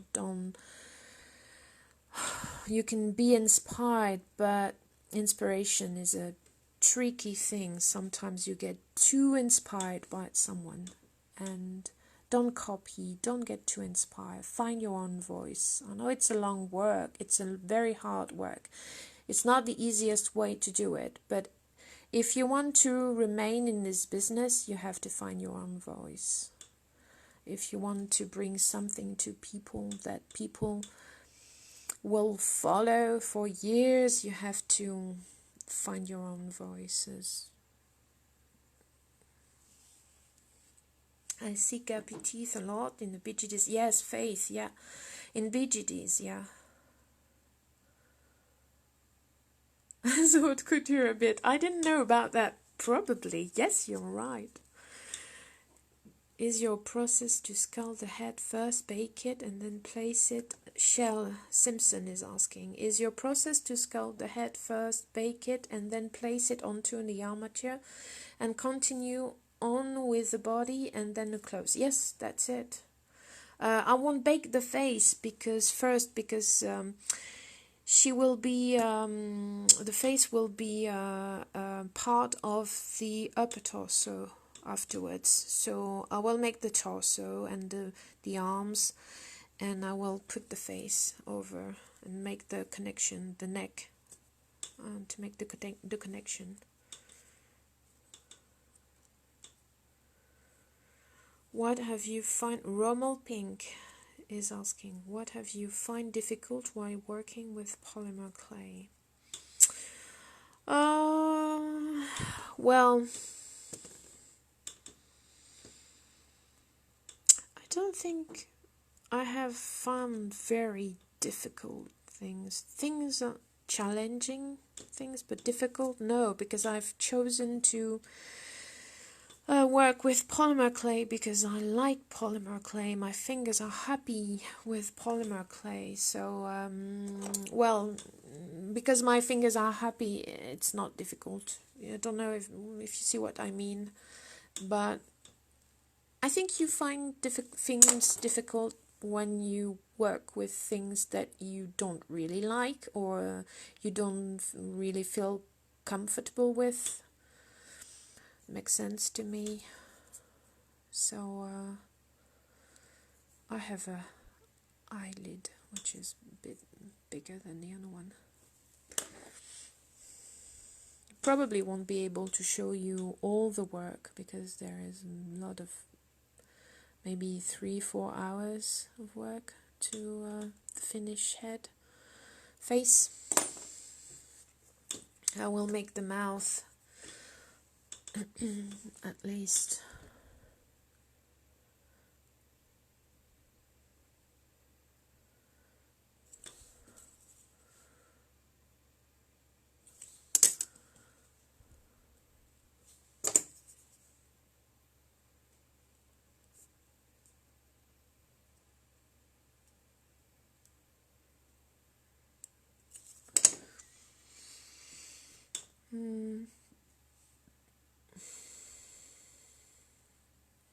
Hello, Rosie. It's Polymer Primo, a mix of Primo translucent white and Primo accents in pearl. 50-50. You'll have to watch the podcast or on YouTube to see the result. To see the beginning. So I will take some clay for the teeth.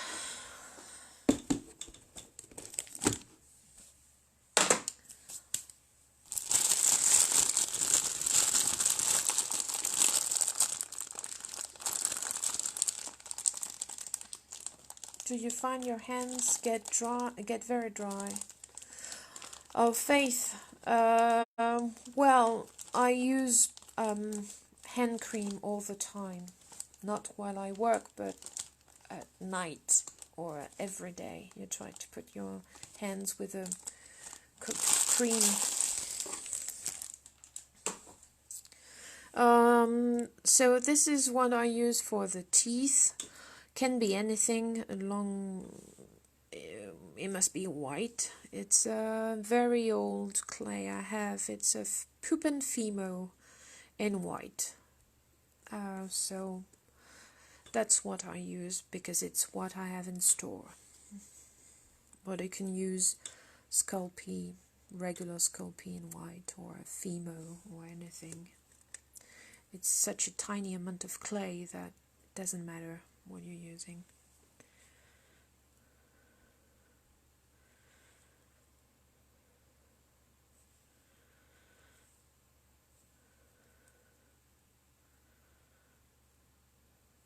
Thank you, Adele.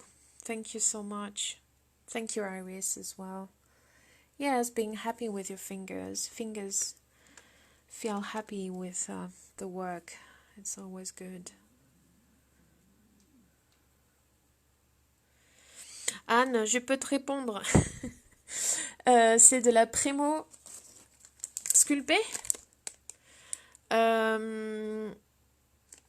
Donc c'est un mix de Prémo sculpté en translucide et de Prémo accent. Hop là, voilà. Accent en nacré. À 50-50. Mais c'est pas obligé 50-50. Hein. Ça peut être. Mais la Prémo est très bien parce qu'elle reste flexible et elle est très solide une fois qu'elle est cuite. Voilà.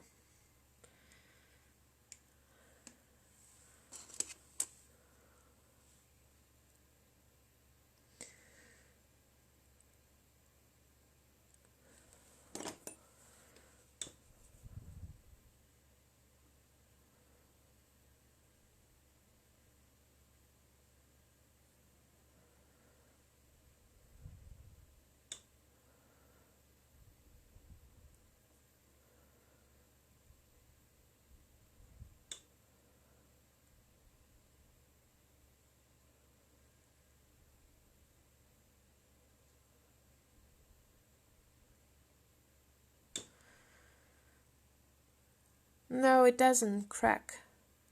Naomi Smith is asking, does Primo happen to crack on your pieces? No, it doesn't, because I use... you have to condition the polymer clay very well and bake it at the right temperature. And this is the ultralight clay from Sculpey, which I use under the Primo clay. As I do a first baking with this as a volume clay for the volume. But you can watch the podcast. I explain that, so you'll have all the details.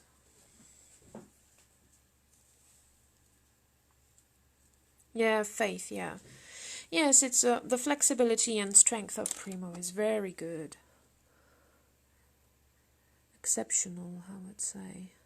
No breakage at all. It's very resistant.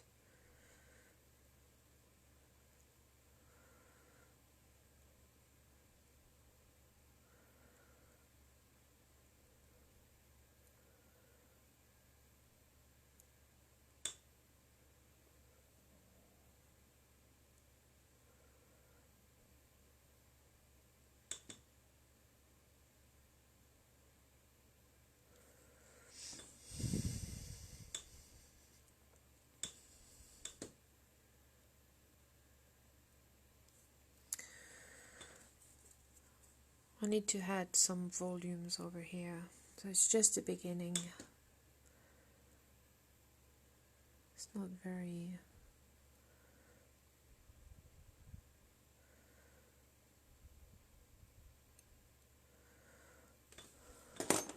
And if I don't like it, I crush everything and I do it again. So maybe it will happen.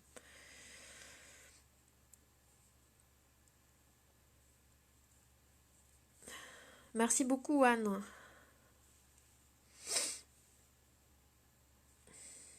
Soufflé. What is soufflé? It is a sweet finish. It's neat. Would probably good for clothes. Is it? Faith is talking about a clay called soufflé. It probably something like ultralight.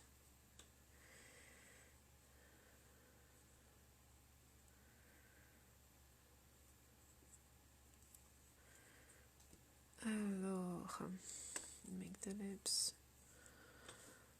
I will have a lot of work around the eyes again, but I will go on with the face to show you how I put the lips on and the nose, and I will work later alone, and because it's already 6. So if you don't mind, is there a problem if I broadcast more than 2 hours, Jared? Because I want to show them how I do hands.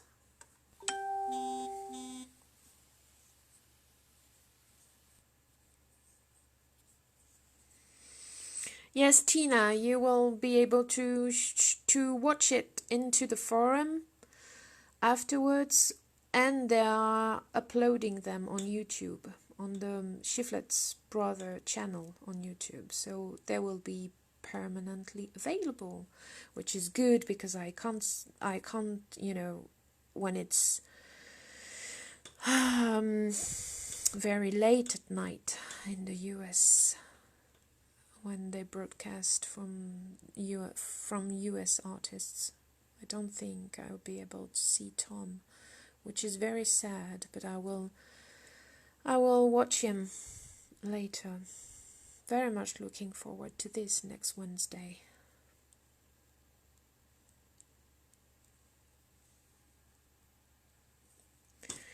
I want to watch all day, yes. It's very relaxing seeing people sculpting, I think. I like that. Looking at other people doing things. It's like knitting or... it's very relaxing. You should... Yes, we should have videos of people doing stuff. When you see artisans doing things, it's very relaxing. I don't know, even metal work or anything. Carvings, painting. How about having moonies in the clay? I think it depends on the clay. I realize the more translucent the clay is, the more moonies you will have. Actually, with the mix of pearl and translucent, I don't have moonies. But if I use the translucent alone, I will have moonies, probably. So, well, you don't have... Well, it's difficult to do something against moonies. You can paint them, or you can carve them afterwards, put some fresh clay inside and rebake them.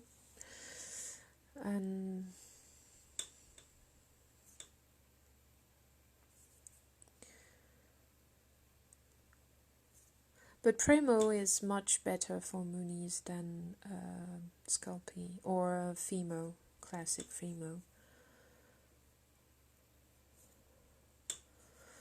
But I find, yes, translucent clay tend to have more moonies than... Oh, and see, I have a bubble there.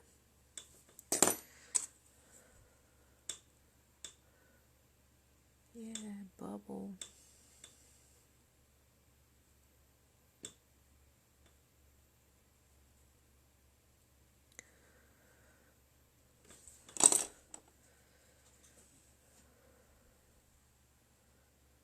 Moony is, Tom is asking what's a moony.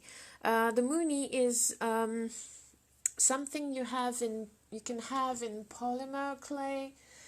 It makes like tiny do you see amber stone? Sometimes you have what they call, in French, it's gardens inside. It's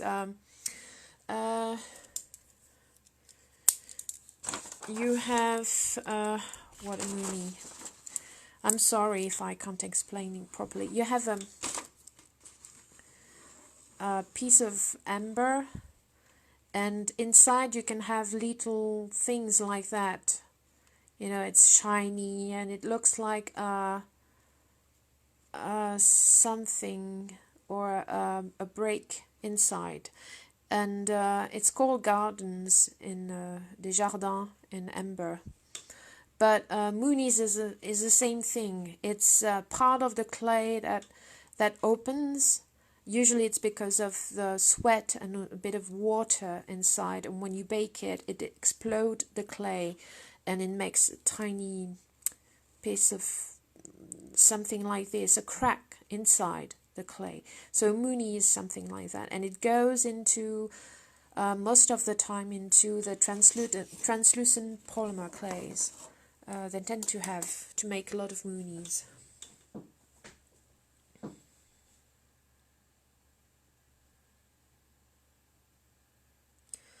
I'm reading your comments.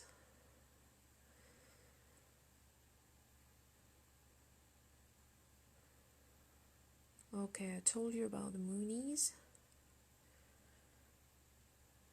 Would you like to do one of your sculpture at scale 1? Oh no, I don't think so. Marina is asking if I would like to do one of my sculpture at scale 1. At scale 1, no, I don't see the point. Really? No. I don't think it's a. Well, no. It maybe people would love to do that, but I have a lot of people doing cosplay or inspired by my work to make some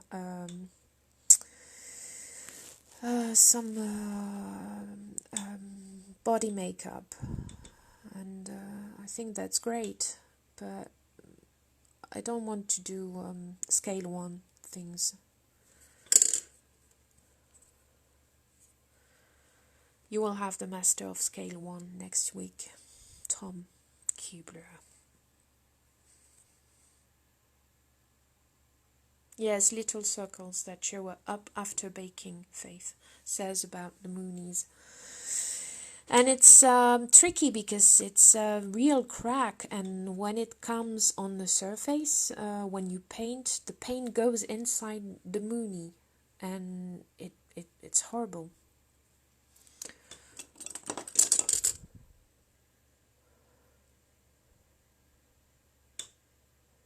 I don't know why they put the polymer as children stuff, because it's kind of complicated to have a good result with polymer, I think, and it's more tricky than you think to bake and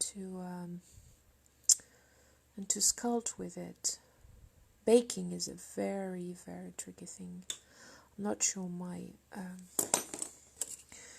my teeth are right now. I should go a bit out.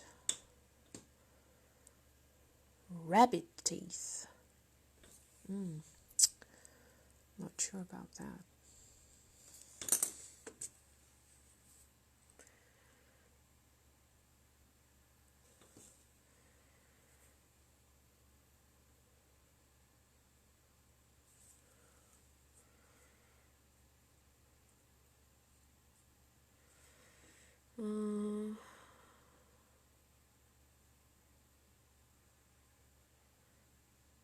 How long, Cindy is asking, how long will your clay keep in good working condition? Until it's not baked, you can work with it. So, that's a good thing. You have plenty of time to work.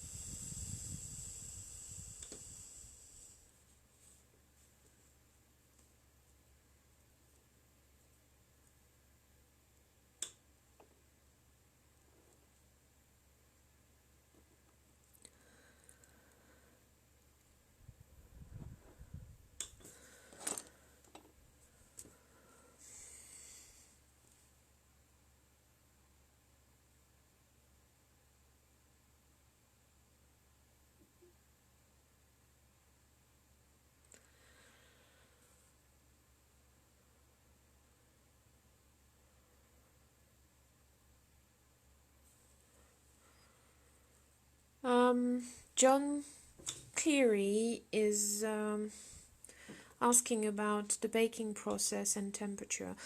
I bake at, as they say on the packet, so it's I've shown it. This is what they say. You saw that already, and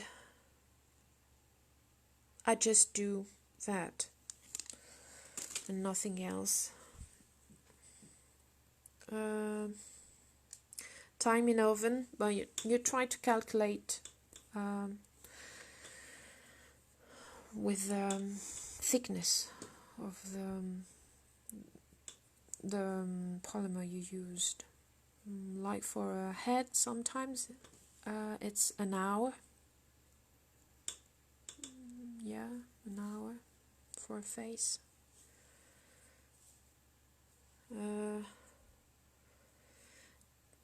Series bake. John Cleary, what do you mean by series bake?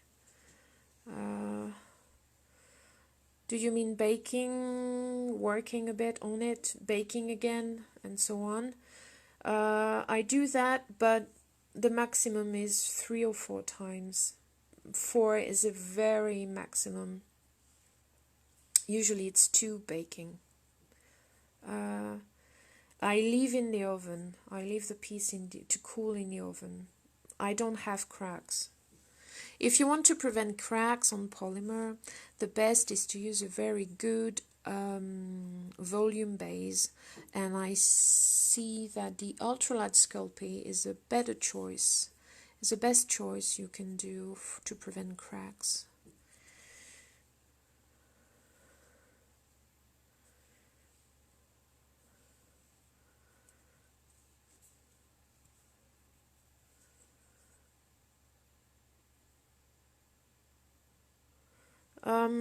Rosie is asking, do I go freestyle or do I do some drawings? I do some sketches sometimes, but they are more technical sketches.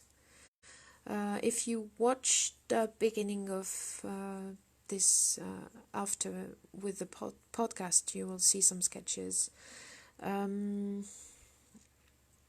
It's more, I use that more as a structure.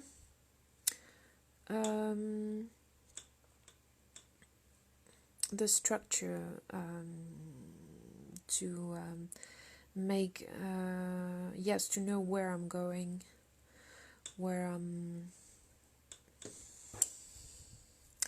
this is not good. I'm sorry. I'm trying to reply, but it's complicated. Shelf life is limitless. Well, for polymer, yeah, no, it's not. Well, until it's baked, when you bake a piece. Actually, the UV ultraviolet is the main problem, but it can remain, last very long time in good conditions. And the unbaked clay, I would recommend to work with fresh clay. It's better. And because if you leave that on the shelf too long, it gets dry and brittle.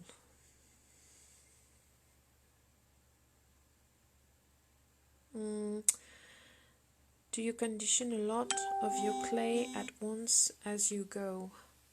No, I condition the amount of clay I need.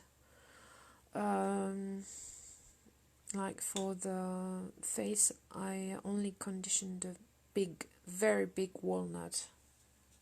That's all.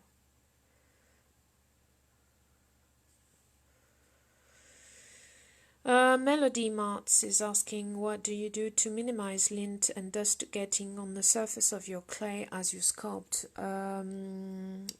I don't do anything about that. Luckily, I have fingers that don't bring lots of dust to the clay while I work. So I know I'm lucky.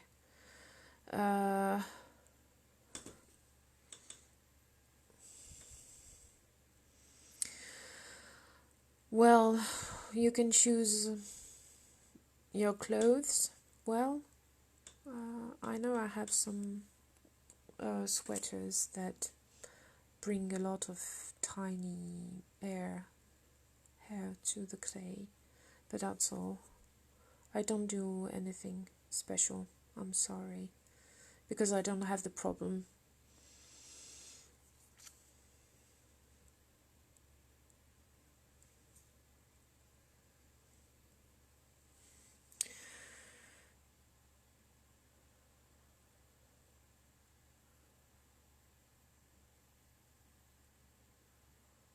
Do you bulk your piece up with aluminium? Jared is asking about the aluminium foil. Yes, I do.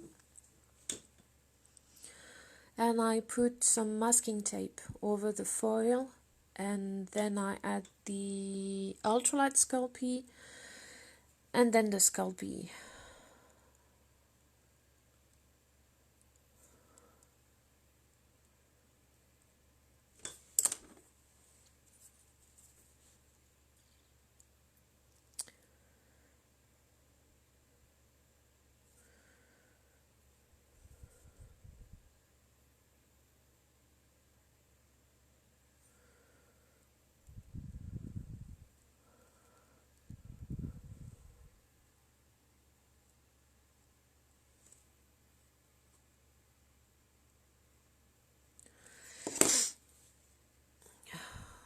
I'm sorry you hear me sneeze and breathe.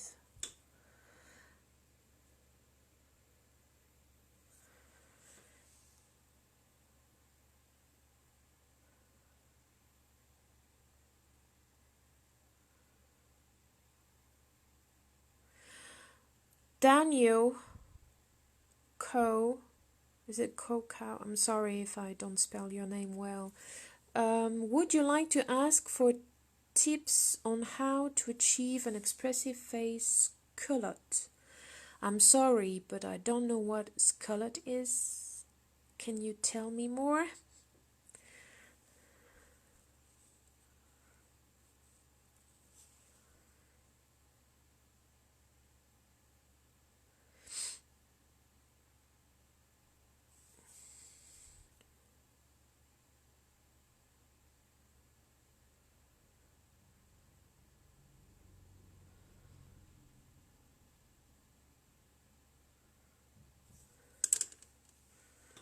Thank you, Julio. If anybody can help and say what the sculpt is, fell Sculpey. Okay, that's better. Well, get back. How to achieve an expressive face Sculpey.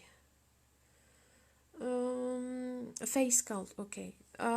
Well, the best thing I think is to dive into the work. It's like having someone in front of you, and you have to be receptive to what this face tells you. We all know how to read a face. We all know how a face is,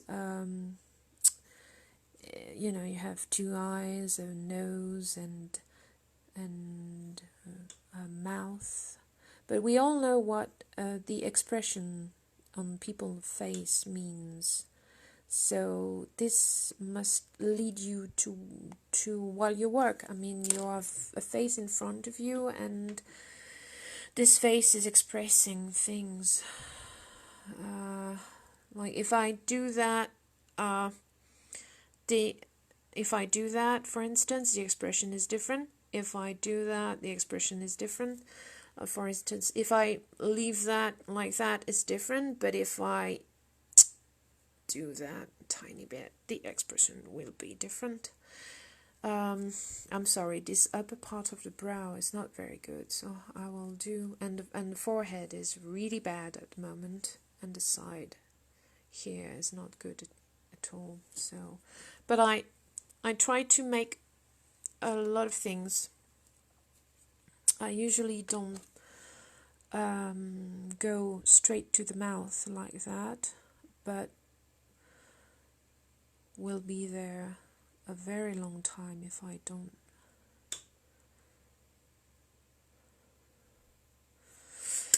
Like,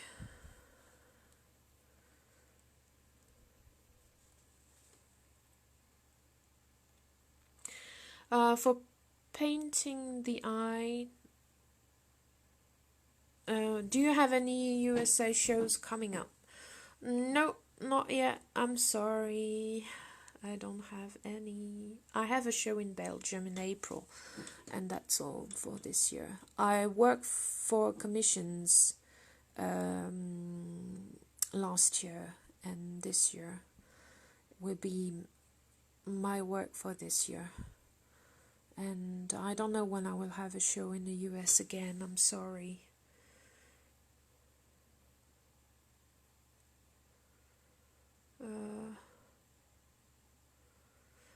John Cleary is asking, what is your process for painting the eyes? I paint them with acrylic, and then I put some varnish, acrylic gloss varnish, several coats of varnish, sometimes 5 coats of varnish to have a very glossy effect, and that's it.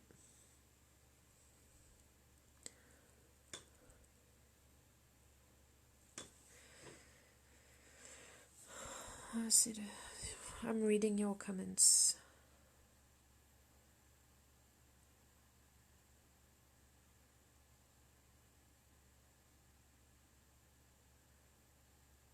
Thank you for your nice comments. Yeah, it's wonderful.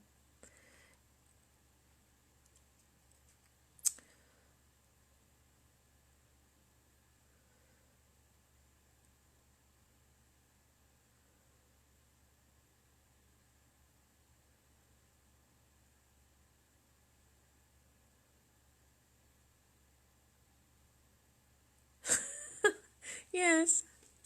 Well, it's not shit, but it's not. Vincent says, it's interesting how this looks like a masterpiece already. You're nice. You're too nice, Vincent. You know that. And you're just like, oh fuck, this is shit. Yes, it is. Well, it's not shit, but the upper part and the eyes, this is shit. I like the mouth better. It's quite difficult. And because, like I said, you have to dive into this face, and so it's difficult to do that while you are talking to people in English. So I usually put music on, and you try to dive into a mood and try to express it into this face. So it's difficult.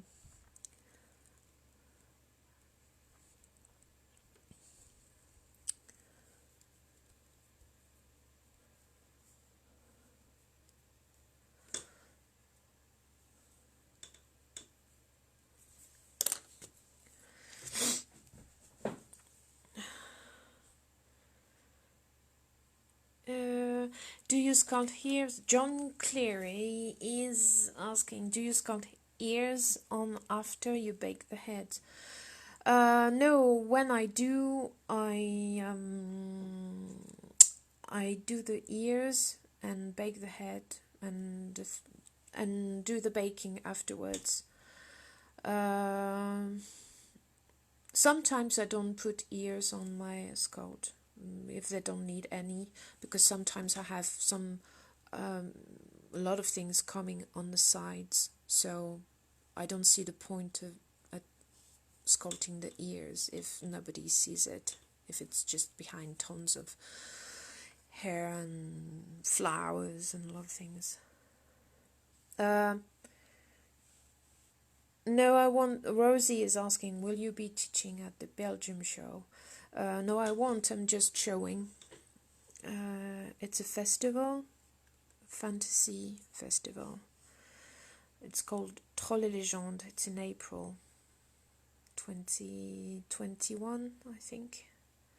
Nona Bannon is asking, how tall will this figure be when complete?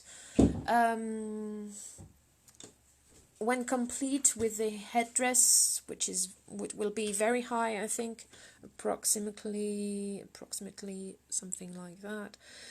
With the base, the wood base, it will be something like 75 centimeters.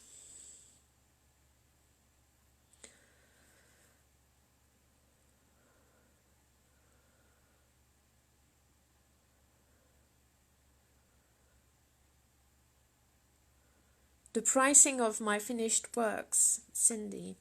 Well, it depends on the size of the thing, because I do busts as well. So the busts are a lot cheaper than a full-size figure.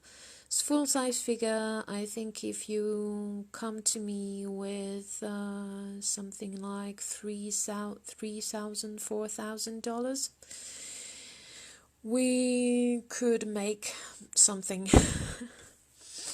And the busts are around something like 800, 600, 800, sometime more.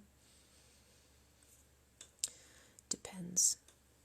It's all originals, so, and I don't do the same thing twice, so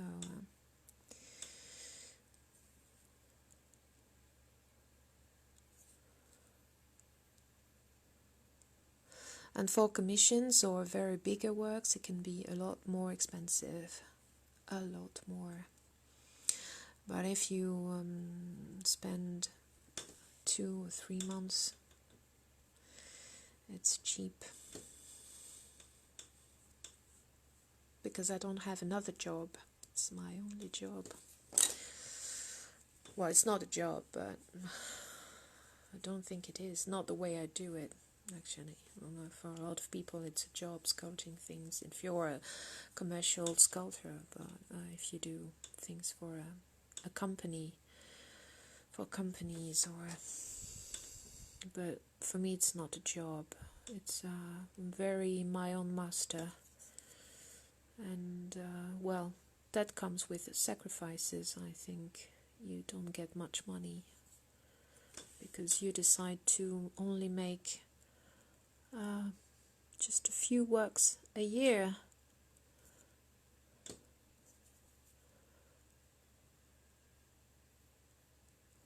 This, as you can see, I have a tiny thing that came here. So we'll get that out. Up, here we are.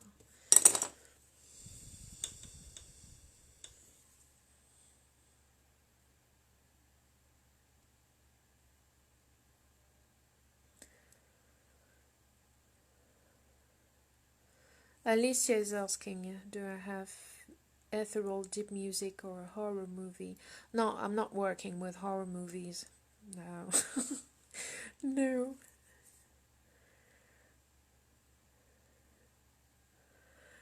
But music. A lot. Jared is asking, do you have any facial measurements that you like to use, like eyes in the middle or the head of the head or something?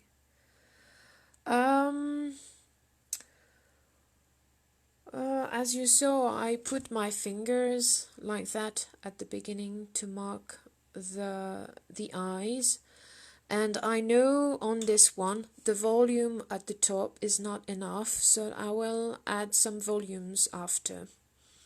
The forehead is not good, but she will have lots of sculpting stuff on the head, so it should be okay. like that, and I add some volumes like on the cheek. It's not enough here. I think I will have to add some cheek patch of clay here and here as well. Maybe around the jaw as well. It's not good enough on this one. And even the chin is not at its best. So, well, I go with the flow. I can't tell you more than that.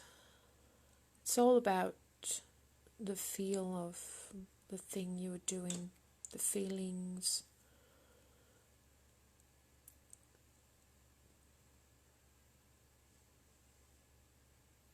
Sort of dialogue with the clay and with the face, and you just follow your heart.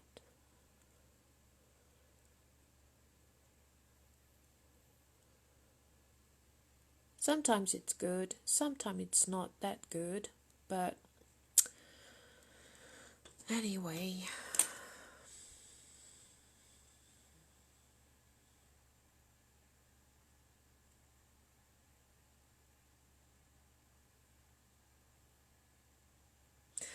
Alicia is asking, what was the most a piece has ever sold for?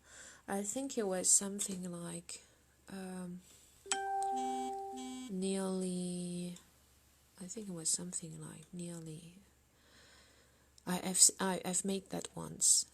It was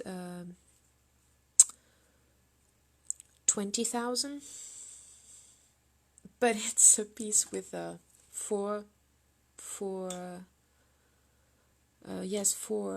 animals, four full figures inside it. So it was an enormous work. So I did that once. It's not my regular work. My regular work is around maybe $5,000. The last one you saw at the beginning of the podcast, it's around those prices, which is not much because I started to work on this one in October, so we're in January and it's not finished yet.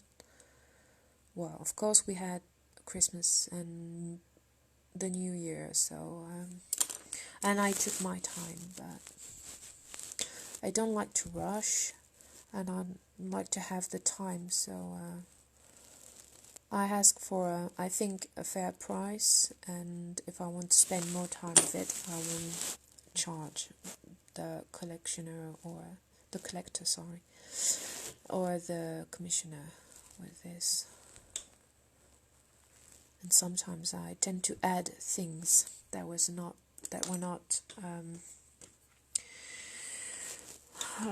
planned. Like all the fabric on this one, all the things coming out, it wasn't in the original idea. So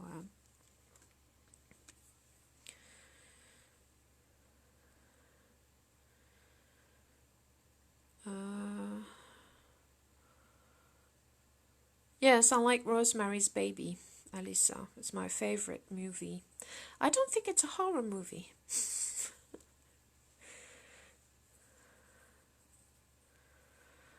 I think I've seen this movie maybe 60 times.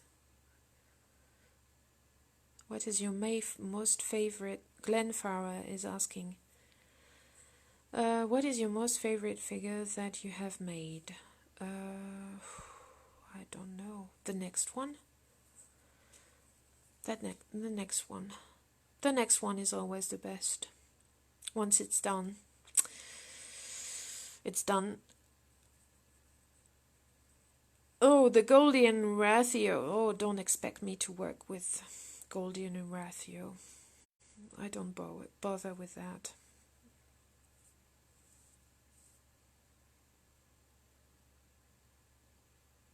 Jeannot Rio Sebapampa. Oui, je suis en France. Oui.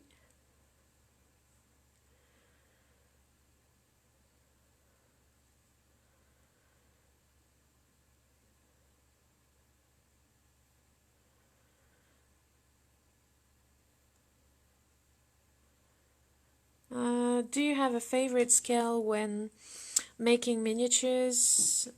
When you're most comfortable with? I like well, the size of my work. I had a moment years ago when I had some thoughts about making bigger works, and I did, and it wasn't working because I couldn't add more things. I had more room with a bigger figure. I mean, it was bigger probably with 10 centimeter, which is not a lot, but the faces were a bit like that big. And but I wasn't adding more details, so the impact on the finished piece wasn't there. So I reduced again and get back to the size, which I think it's okay because I can put a lot of details and express a lot of things with that size, and it has a good impact when it's finished. I don't bother much with scales, I'm sorry. I know there is a lot of scale tables or guides, traditional thing, but I don't use them.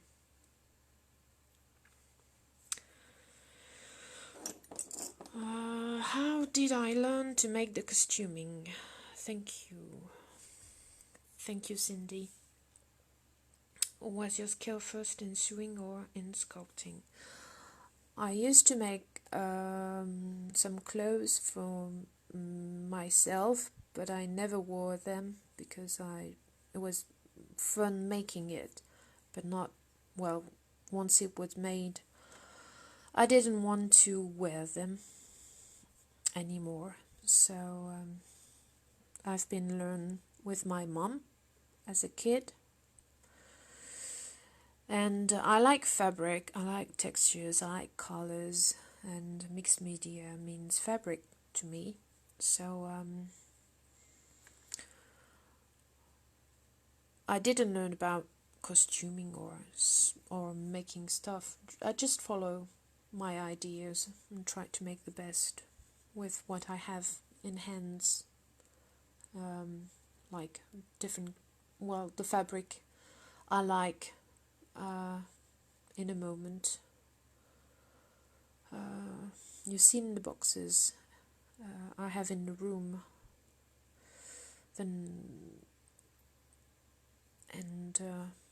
sometimes I open the boxes and I find a fabric that inspires me, and I want to make an outfit out of it. So, well, no,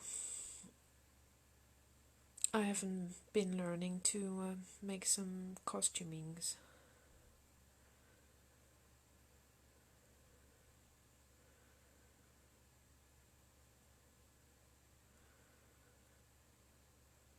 Thank you for all your kind words. I'm reading right now.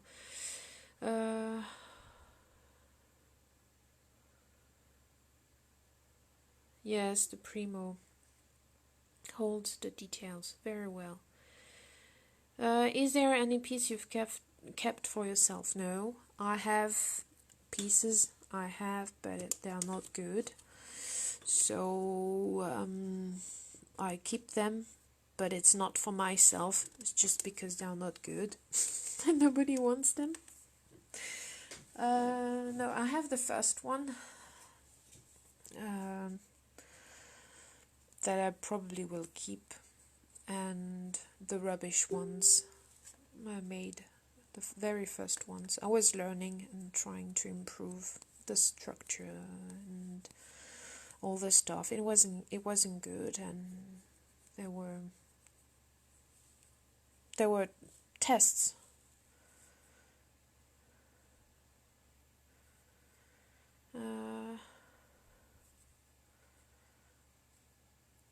Do I feel I'm contributing to something important with this video? I don't know. I'm just doing what I do with people watching. I don't know, but if you get something interesting from it, so it's good. But I like it. It's very fun to have people talking to me while I work, even if it's complicated. I hope we get to see the nose. Yes, it's coming. The nose is coming.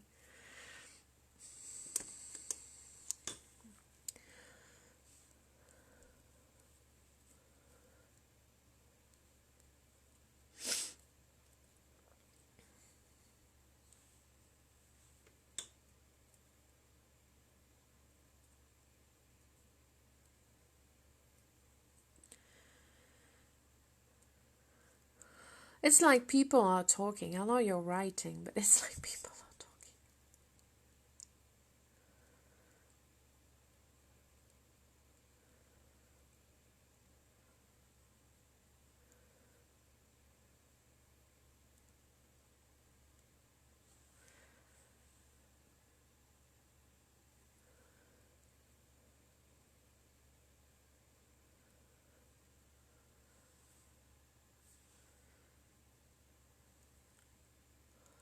Or if you are interested, I could make some videos afterwards about this piece, and if you want to, I will post pictures, I think, of the face when it's finished. I have to work on this tomorrow maybe, because it's the evening right now here, so I will try to work on that tomorrow. I don't know, will the nose be okay? Well, I don't know, we'll see. Looks a bit more.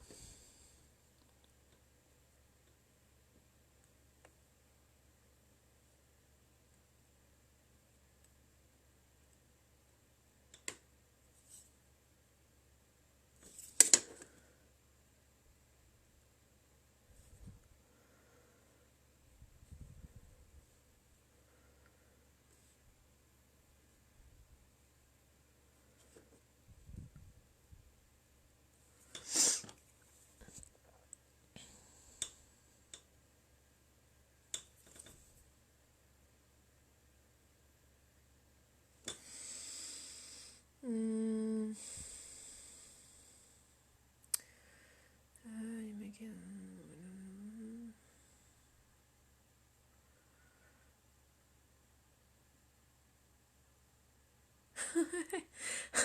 8 pages of notes. Notes.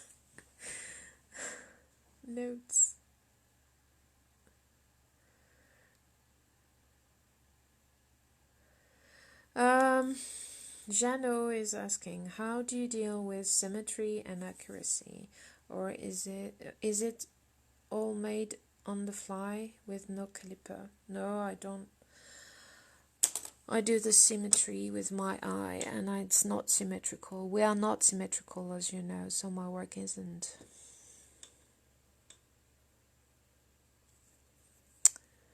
I don't do symmetry. I don't care about symmetry.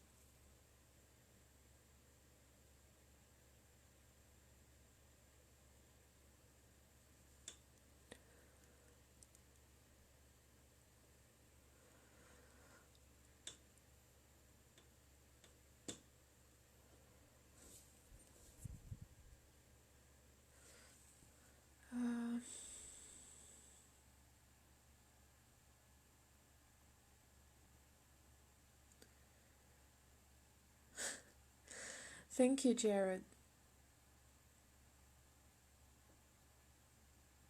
Yeah, would be good to make another video, and on the forum or on my page. But the forum is great because you're very, very nice on this forum. Nice people around. It's very heartwarming because it's a solitary work, and sometimes you feel a bit lonely. So this forum is absolutely precious.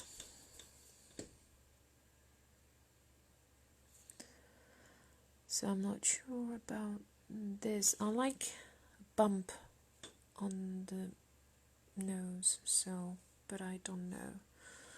Well, I'm not sure. I might change the nose afterwards. It's a bit big, I think. But it's the, well, it's the basic process of my sculpting. It's a lot of refine and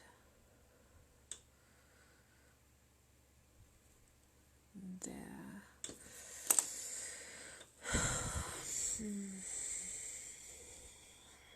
I don't like those eyes. I may do them again tomorrow. I'll show you. Doesn't look good to me. I was afraid. Doesn't look good. Might change everything. Alright, so here we are. It's what we have for today on the face. Now, if you want, I can do a hand in front of you. There are lots of things missing right now on this one. You have here on the cheek and over there, and the eyes are rough, terribly rough, and here as well. It's not very pretty.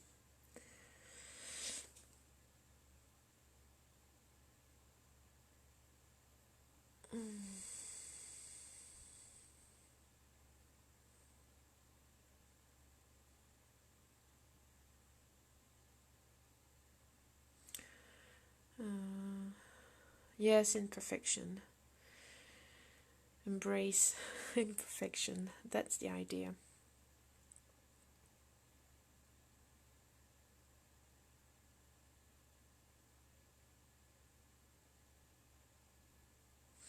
Okay, I can make, well, it's nearly 7, probably noon for you, nearly.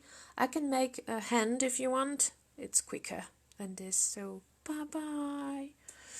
I will make a hand using the Primo, because this will be a demo.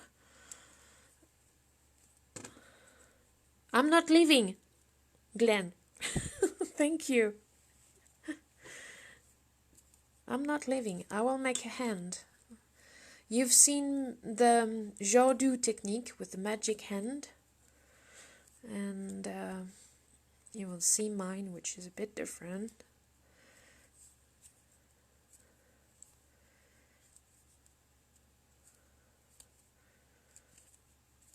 Okay, I'm conditioning a bit of clay, and this is Primo Pearl 100%.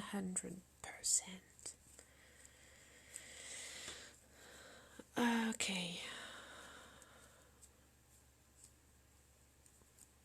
You see all the sparkle? Yeah, it's girly. It's the girly Primo. Thank you, Jano. Okay.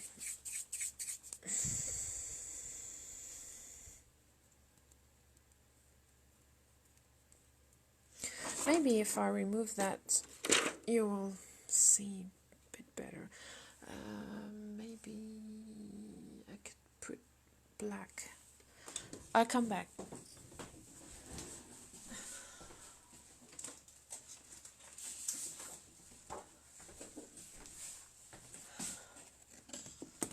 Black background. Ooh, I should have thought about that before. Is it better? Looks like it's a bit better. Okay.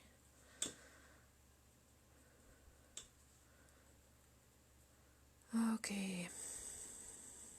So I start with something like this. Okay.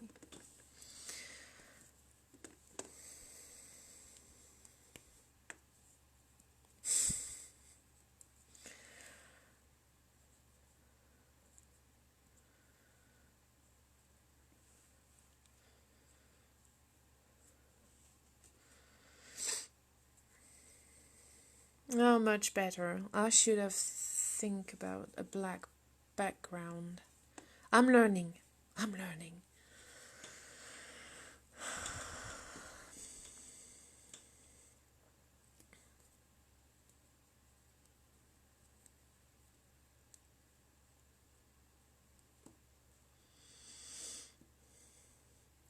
I'm sorry, I have the impression to take all your time.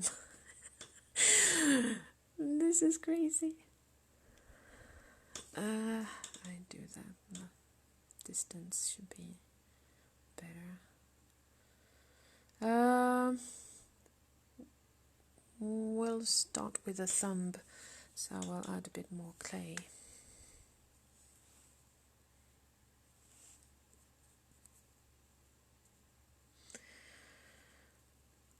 Yes, a one of a kind, Julio Mendoza Rodriguez.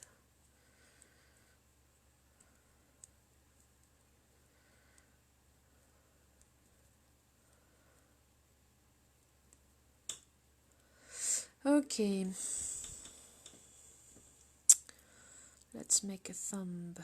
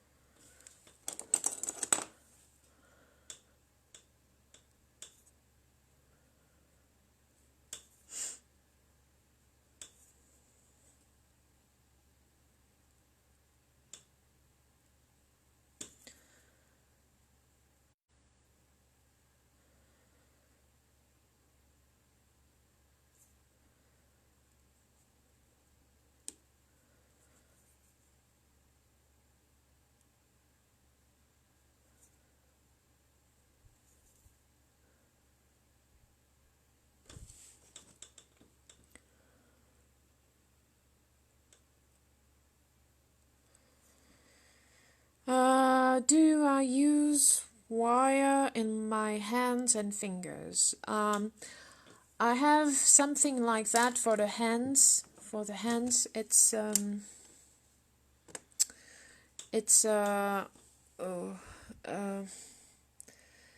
is with the ultralight. So as you can see, it's just a tiny bit of support for the hands. I don't use wire in my fingers because every time I did, I had some breakage problems. I did that at the beginning when I started because everybody was doing that, and it's such a bad idea with polymer. And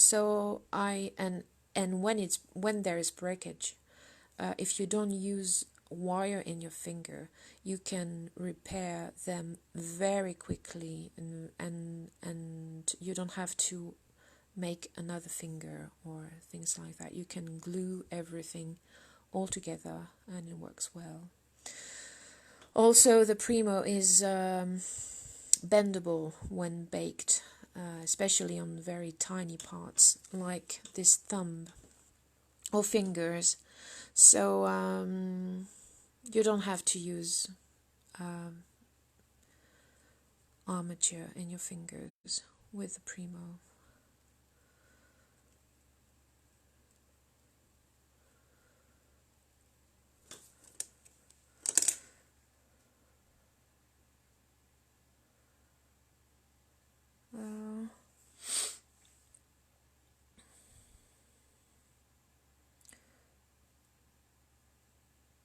No, Jen, I'm not wearing my camera. I have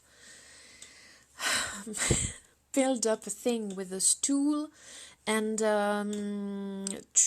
very tiny tripod and a smartphone holder for a camera, for a tripod holder for smartphones, and the tripod is on the table.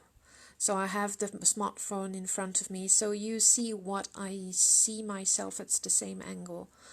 So I thought it was cool to have that angle while I work. It's a bit blurry sometimes, I'm sorry, but I think it was interesting to have the same angle as I have.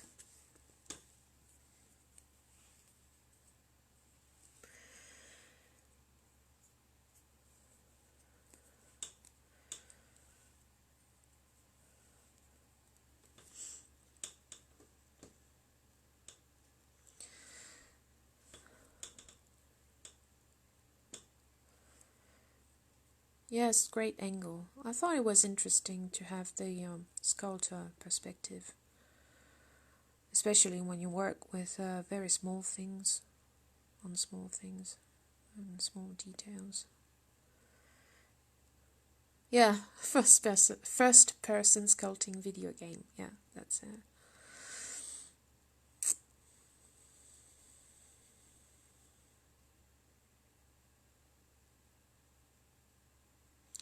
I think this finger is long, too long. Okay.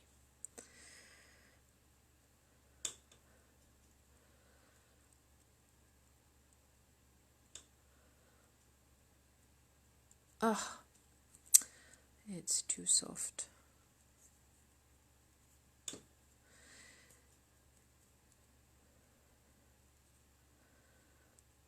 Yeah, I know. It's I like to see videos on YouTube when you can see what people see when they work. You know, artisan, carvers, jewelry makers and sculptors.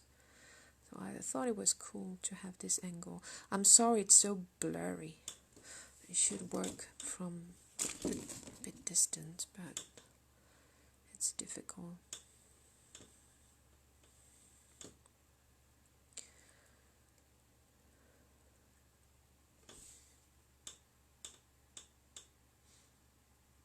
Yeah, duct tape is good.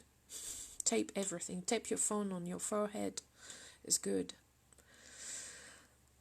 Are we okay?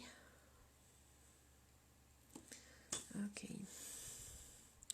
Maybe it's too big. No, I'm okay with that. I like long hands. You may have noticed.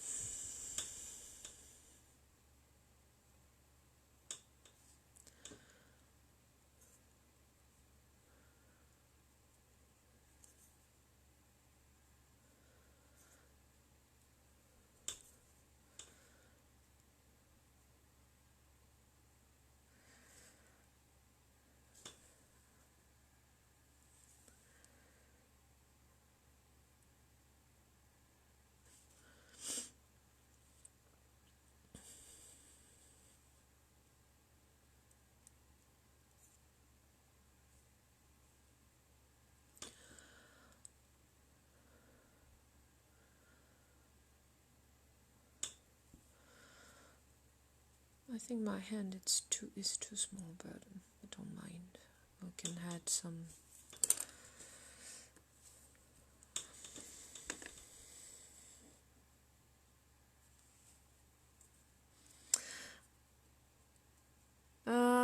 Tina is asking, without wire in your fingers, how do you get them to hold their shape during baking and not turn into a dangling spider? You have to build some supports for your finger with aluminium foil or baking paper. It works well. And to think about the orientation of your hands when you bake them.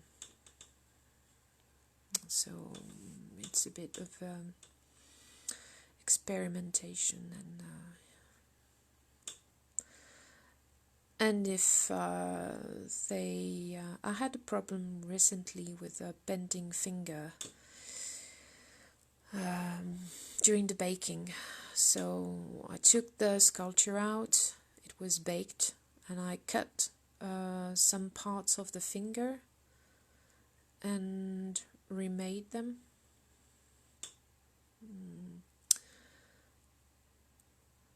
That's not a problem.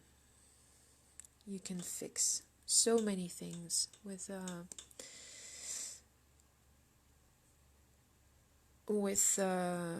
polymer clay, that if you have something bends during baking, it's not a problem. But you have to put some supports to them, yeah.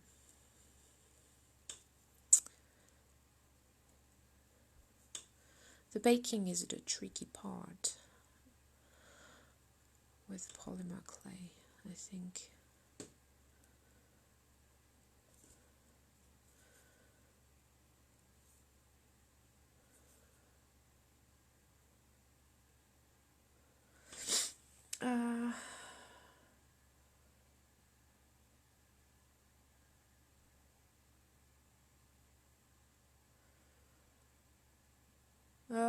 Do you use stuff to prop up your work during baking? Faith is asking.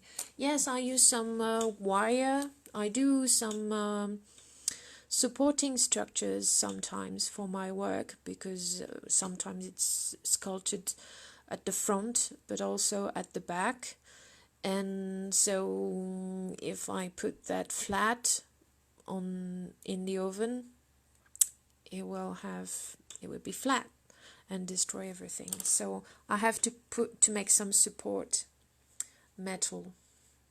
So I can tell you how I do that, because everything depends on what you are doing.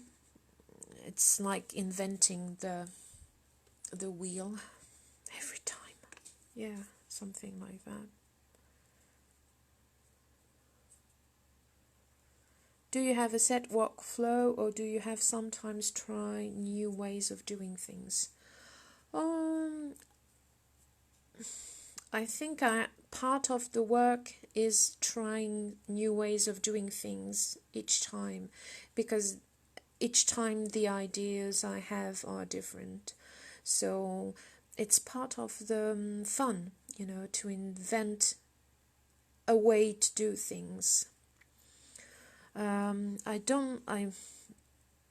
I get bored very easily, so I like to challenge myself with new things all the time. Even sometimes it's very tiny things, and sometimes it's a complete risk, like a new armature or a balance that is very tricky to achieve. So I'm sorry, I was out of focus. I was out of the camera.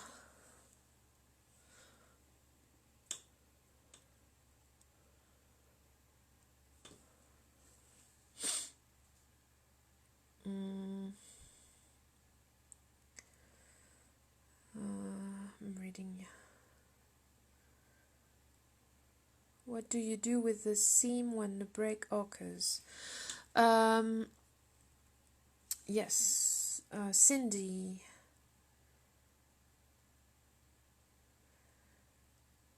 is asking, if you're gluing a broken finger back on, what do you do with the seam when the break occurs? When you say the seam is the place where the break occurred,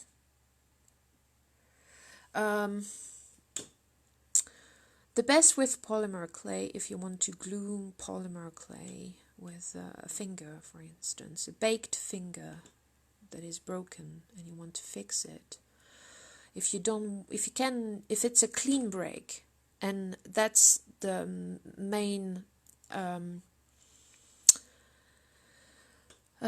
thing with not putting wire in your finger, is that when it breaks, it's always, well, not always, but most of the time, a clean break. You will have a clean break. It won't crumble into pieces that you can throw away. So you can glue that with a super glue, and it works well. And if it's a clean break, you won't have any trace of it if you manage to put all the pieces together with the right angle and everything. Okay, so the hand is definitely too small.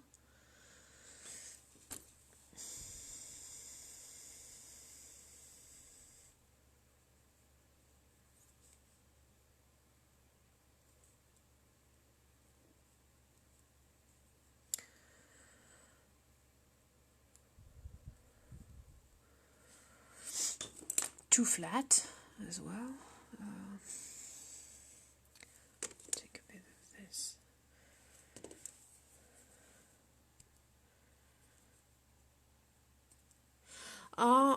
Jared is asking, are all the acanthopsis pieces related? Acanthopsis is the name of the black adders species of snake. It's the scientific word for it, and they are not related, but I see them as a collection of very dangerous women, and I mainly use the acanthopsis name for those characters when I do them, when I don't have another name for them. It's more like a group of vision of very dangerous women, creatures, not women. I don't do women, I do creatures. Have you tried? Thank you, Vincent. Have you tried the Vaseline trick to make Sculpting adhere to itself? No, never. Never. I don't need it. I never had to use that, but maybe one day. So thank you for the tip. No, the Vaseline. Jano is talking about the Vaseline trick to make Sculpey adhere to itself. Ooh, that's too big. Much too big. Too long.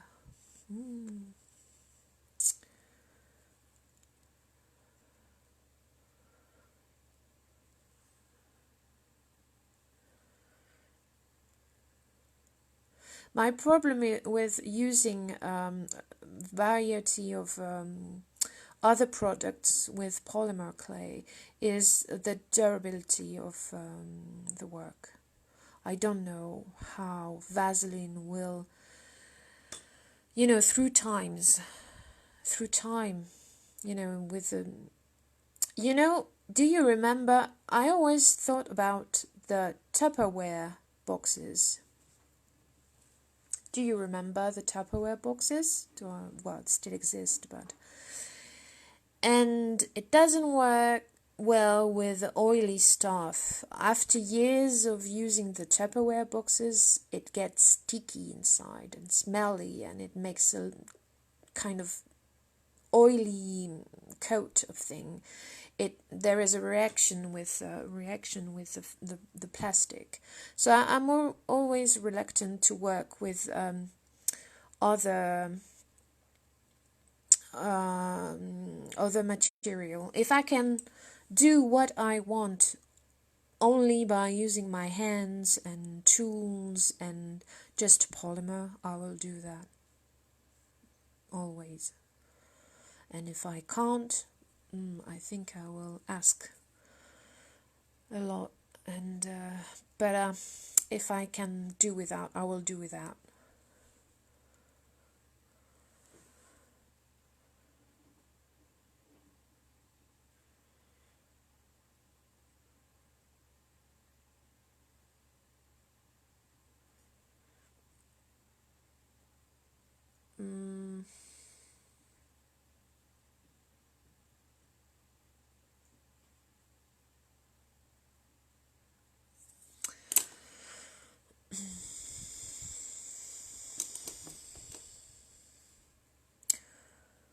My policy is the more simple it is, the better. It goes for material as well.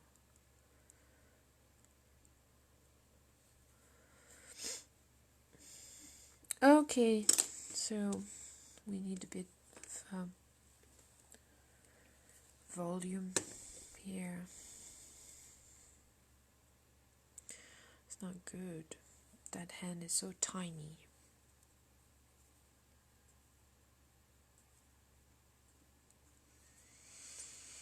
Yeah, polymer clay eats through plastic in its raw, unbaked stage, Tina says. Yes, she's right. So it's full of solvent, and it will dissolve even your varnish on your nails. If you work with nail varnish, it will dissolve it if you work with it. So I don't like much using other stuff with the polymer. Would you place us? Actually, Cindy is asking, would you place it on the armature before building up the palm?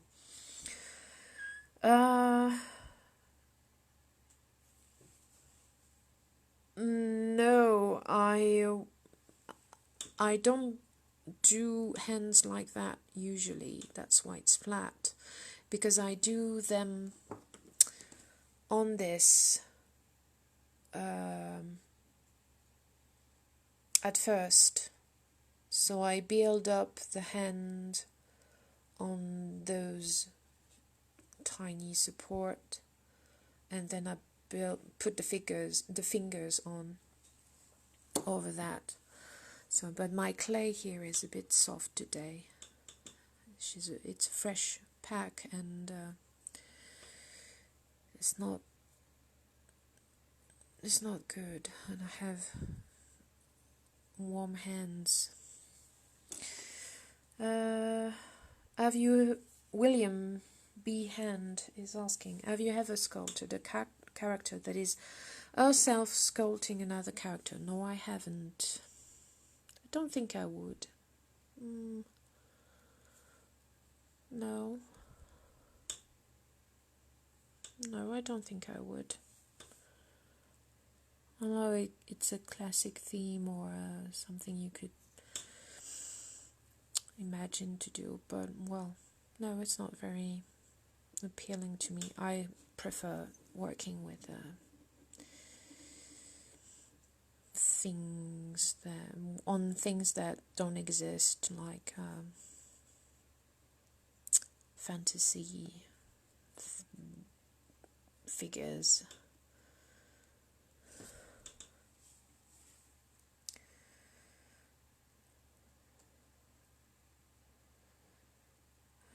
What point did you feel like you know where you were going?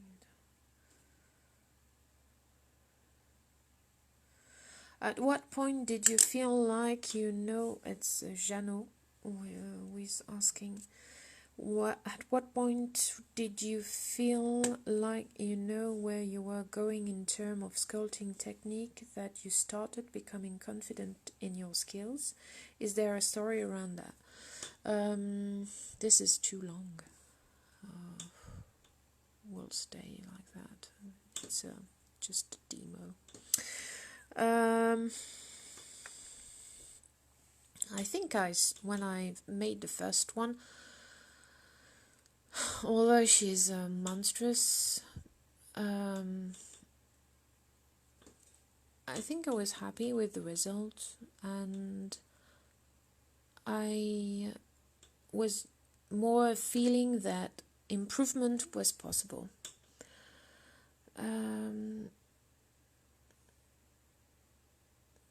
Because sometimes when you work, you have you really have to get connected, especially when you start a new thing you never done before. You have to get all your cells ready to feel everything while you are working, and then you will know if you are if you will be able to if there is room for improvement or not. I deeply think it's something you can feel if you pay attention to what you do very closely. You know where there is room for improvement with time and work. So I think I felt that with the first one, and I always try to pay attention to those feelings when I can. This is too smooth and too soft, and it's not the best hand I've made. This is not good. Something wrong is here. Whoops.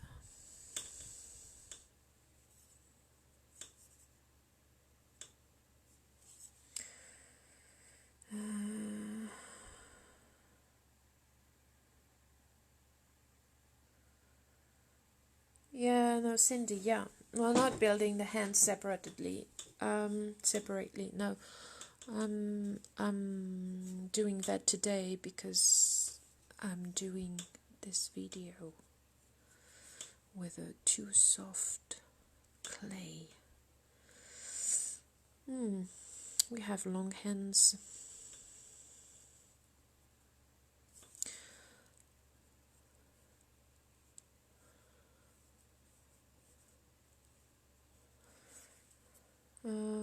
Tina, did you use foil inside the head before using the Sculpey clay, or it is solid Sculpey? I used tin foil and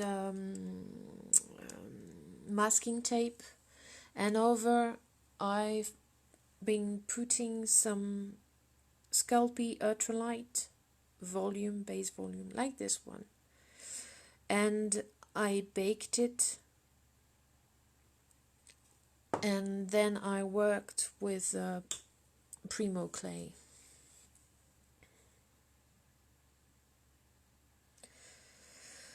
Alicia Brown, is that clay on your armature just the regular white Sculpey that is cheapest? No, it's the ultralight. I talked about that at the beginning of the, so if you can watch the podcast you will have plenty of details, but I used that as the armature,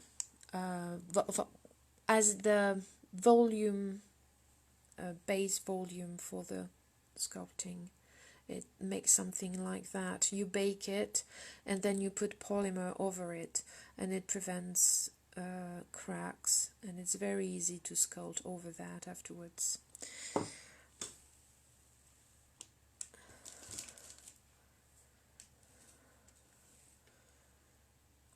Thank you, Natalie.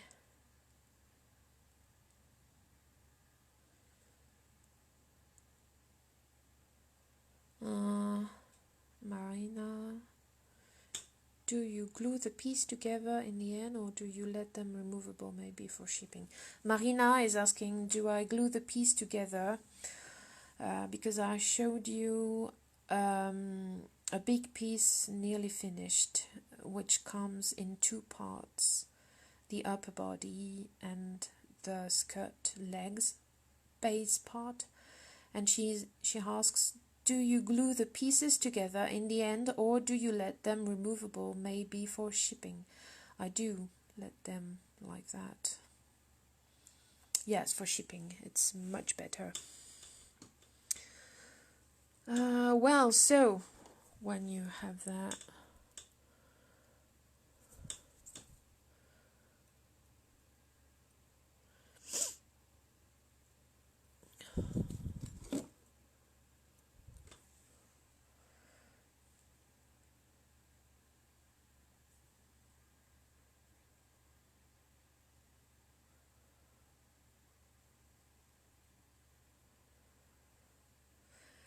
Jeannot is asking, have you met other French sculptors that you are interested in?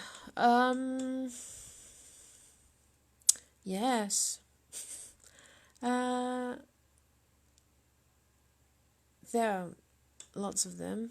Some people I will meet very soon, like Patrick Masson, who is coming to, who is going to the Belgium show festival with me in April. One of my best friends is Olivier Villoin. I've met Romain van der Bogaert.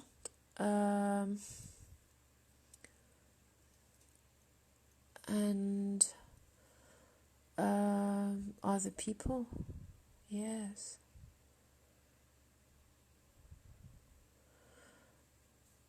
I think we are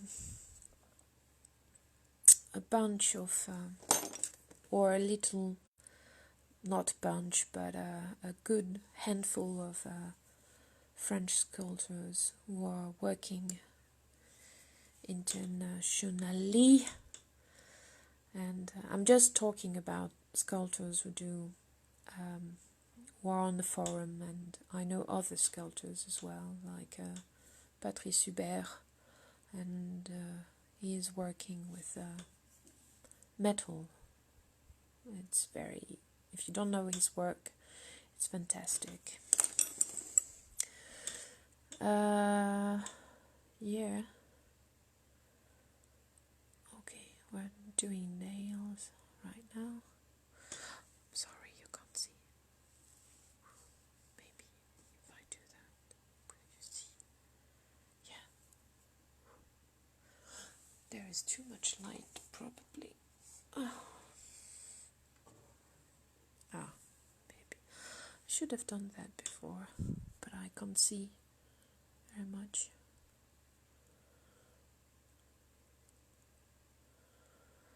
Okay. So surely it's the thumb, but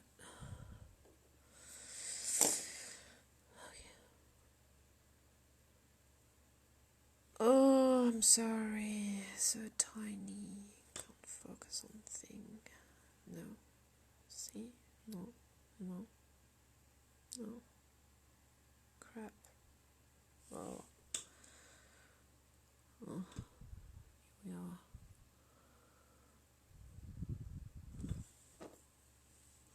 It's not very good, but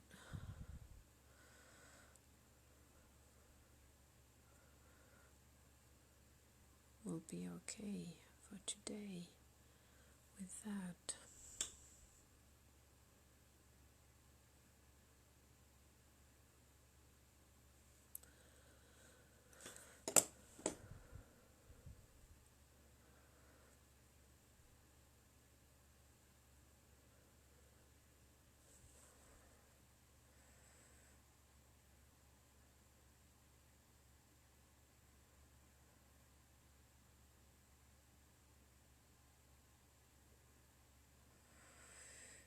Cindy is asking, when will you use the epoxy or epoxy clay you mentioned earlier on the broadcast?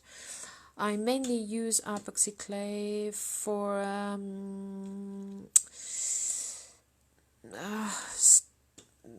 when you need to stick parts together that you can bake together and you need to make a bit of sculpting around that. So this is where I use some epoxy clay, making the nails. I'm sorry, it's so blurry. I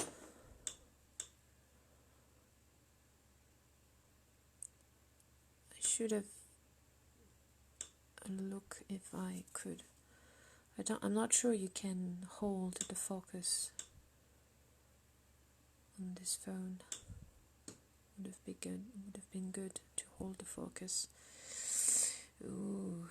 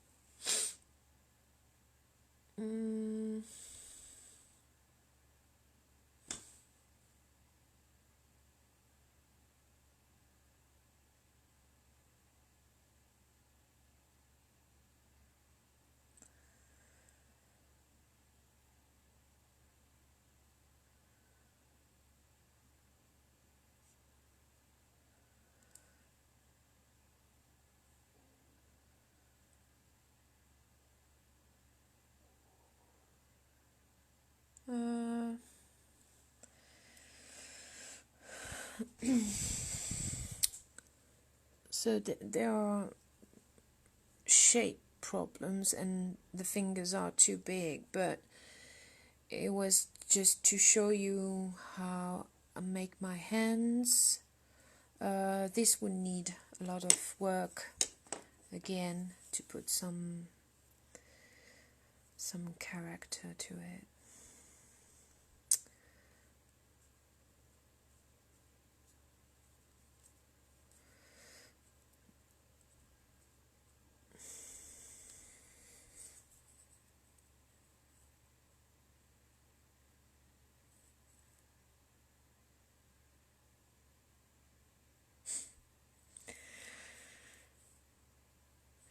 There is a question from Kevin. Is sculpting therapeutic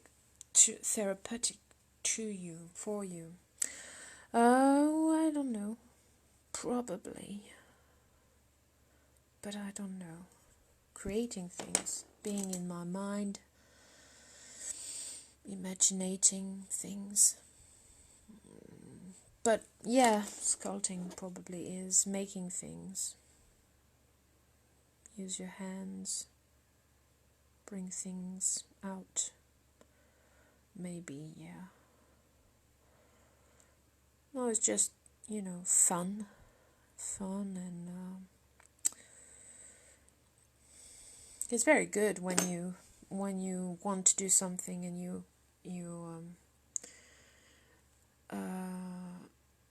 when you achieve to make what you had in mind. This is very rewarding, just for yourself. Yep. This finger is too long,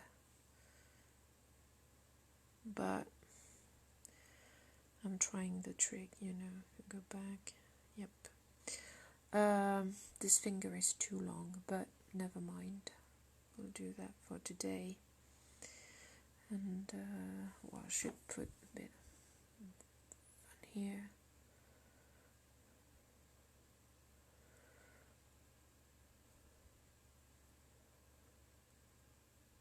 Not much.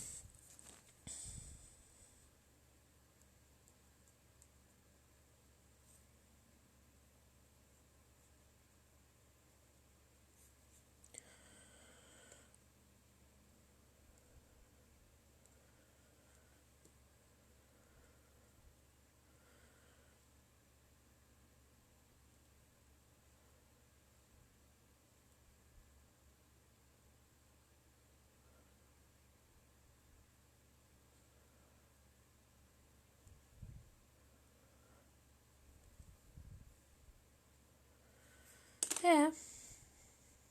Here we are. There's a bit volume missing here, and it's not stiff enough, but that's the idea.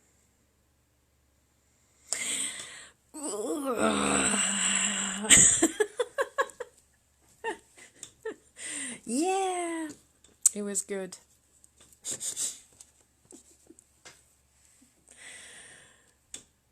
Okay, do we have more questions? You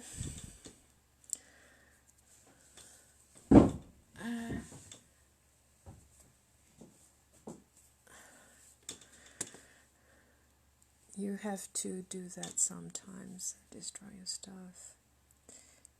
I have never worked with sculpting. I'm reading. If you have some other questions.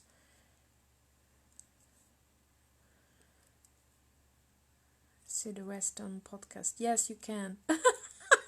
I see. There is a delay, but I see all the faces.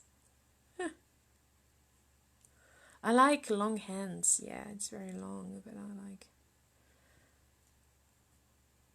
No, it's not wet. Faith Chavez says, I just noticed how wet your fingers are. Are you just using water to help smoothing things about? No, they're not wet. It's because I've been using Primo Pearl, and those are little sparkles. Sparkles? Yeah. So it's all dry, there is no water.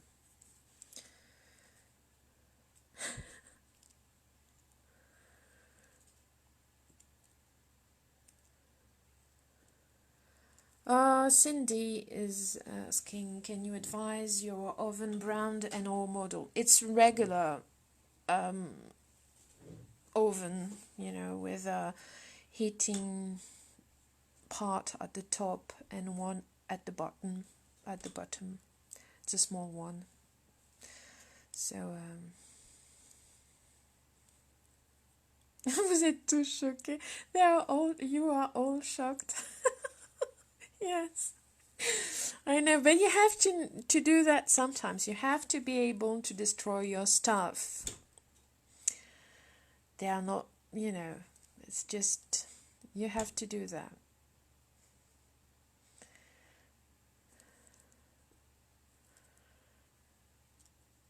Cindy is asking, does your oven hold the temperature well?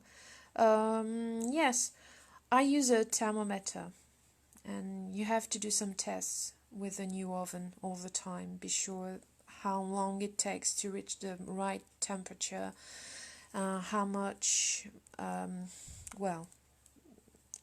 is it stable?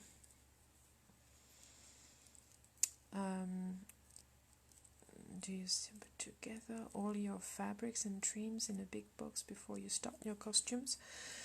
Linda, hello, Linda, is asking, do you still put together all your fabric and trims in a big box before you start your costumes?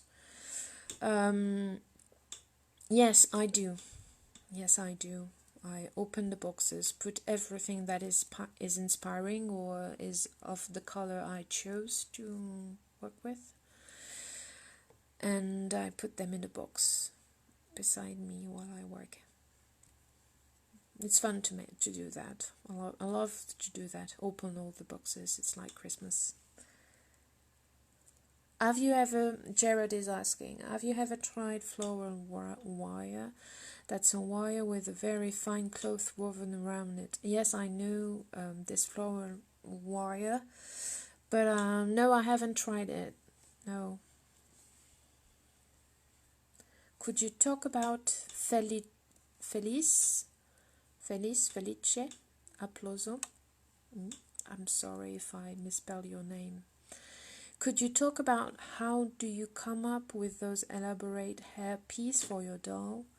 Oh, it's like a wedding cake. You add one thing and you add more and you add and you add and you add things, and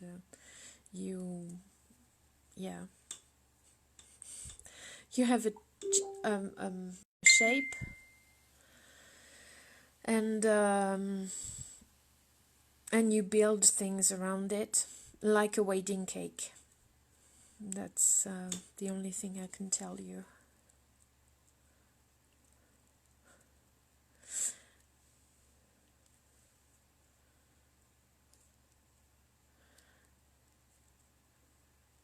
Jeannot is asking in French, you've written to me that it was possible to visit your studio. Yes, it is possible to visit my studio. I'm not sure I will have you on my back to watch me while I work, but you can visit my studio, definitely. Thank you, Leandra. The pleasure is all mine. It was fun being with you guys. I think we'll stop. I can talk a bit with you, but it's nearly something like 4 hours we are streaming right now. Oui, j'ai un atelier en France, Anne. Ouais, en Bretagne.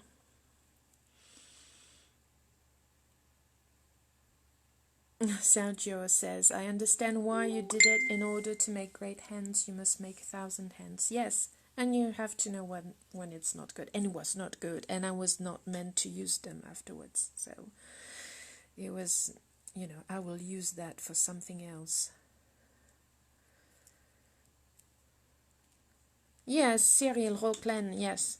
Cyril Rockland is a top sculptor. Never met him. We talked a lot on, not a lot, but we used to talk sometimes on Facebook, and he is a wonderful sculptor.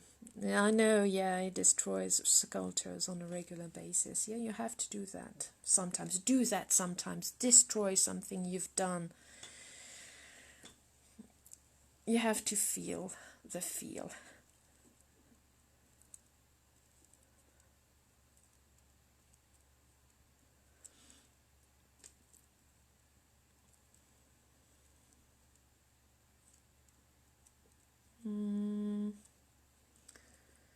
Sandra, do you let the piece cool in the oven or take it immediately? I'm not sure if it helps with cracking.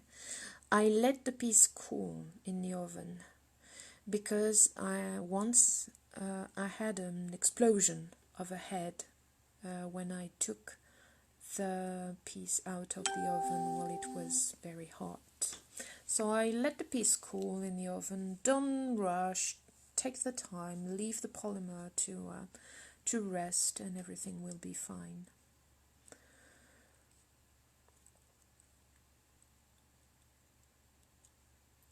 Vous savez où me trouver hein, pour visiter mon atelier.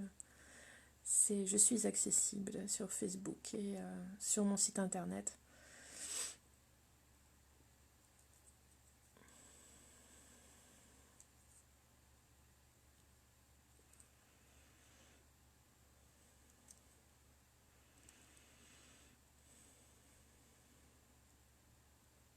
Thank you, Chuck Topping, for your comment. Yeah, thank you so much.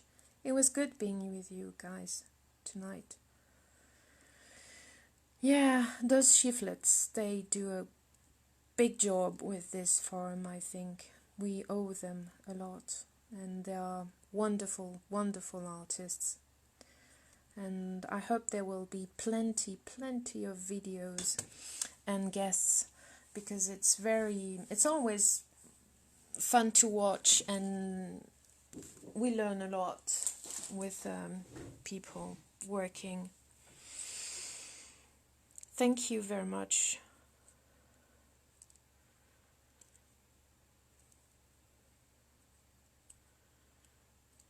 Painting tutorial. Yeah, that's an idea. That's a good idea.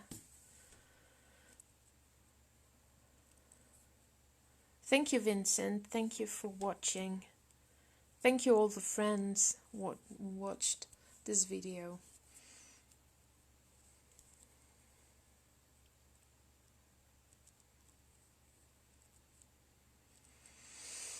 Jared is asking, you are on Spectrum Advisory Board now. What is that like? Actually, I'm on Spectrum Advisory Board since 3 years now, I think.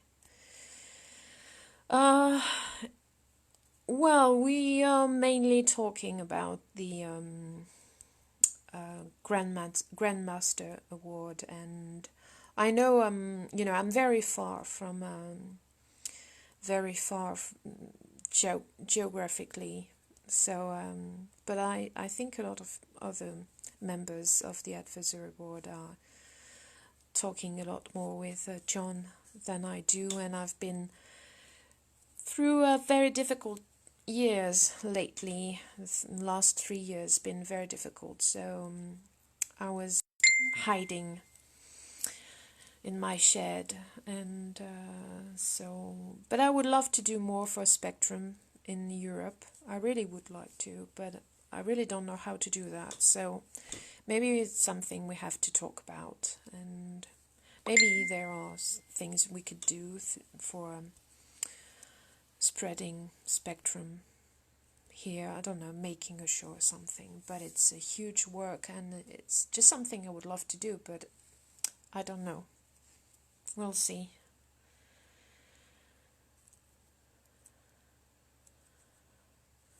Thank you, Mariana. Thank you so much.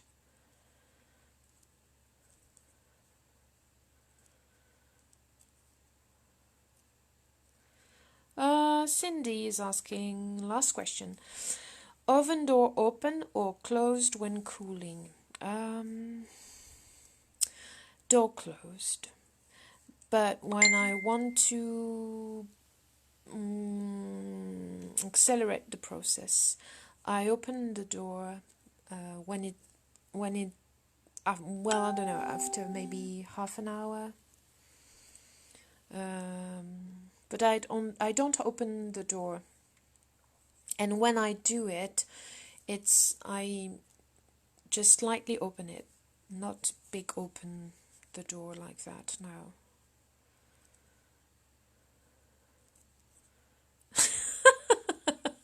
Jeannot. Non, je ne suis pas une légende urbaine.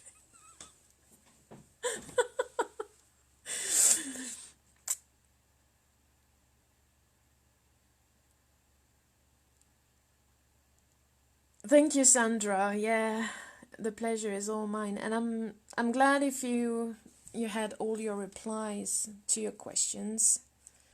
Anne, oui, je suis française. Oui, oui, je suis française. Je parle mieux français qu'anglais, c'est pour ça. Oui, oui, je suis française. And Sandra, oui, yes. Maybe I will do more videos in the future. You're all so nice. So it's a pleasure. Absolutely pleasure and fun. Thank you, Stefan. Thank you, Jared.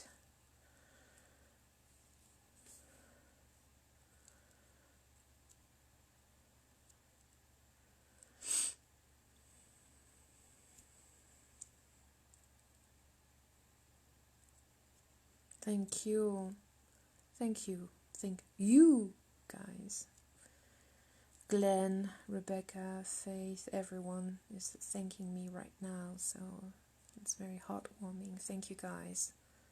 Thank you so much.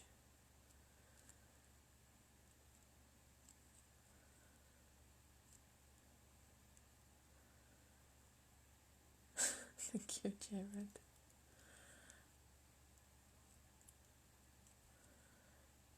Yeah, you missed the first part, Felice. I don't know. Sorry again. Well, but you have the podcast, and I hope this will be on YouTube.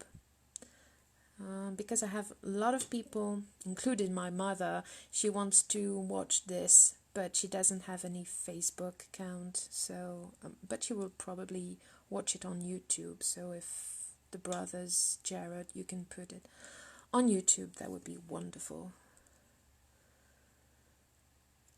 Yeah, thank you, the shiflets. Okay, I have to click. Is it post or terminated? I think it's terminé.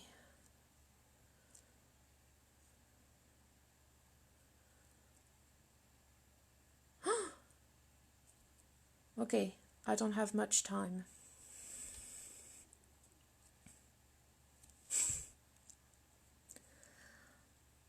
Merci, Olivier.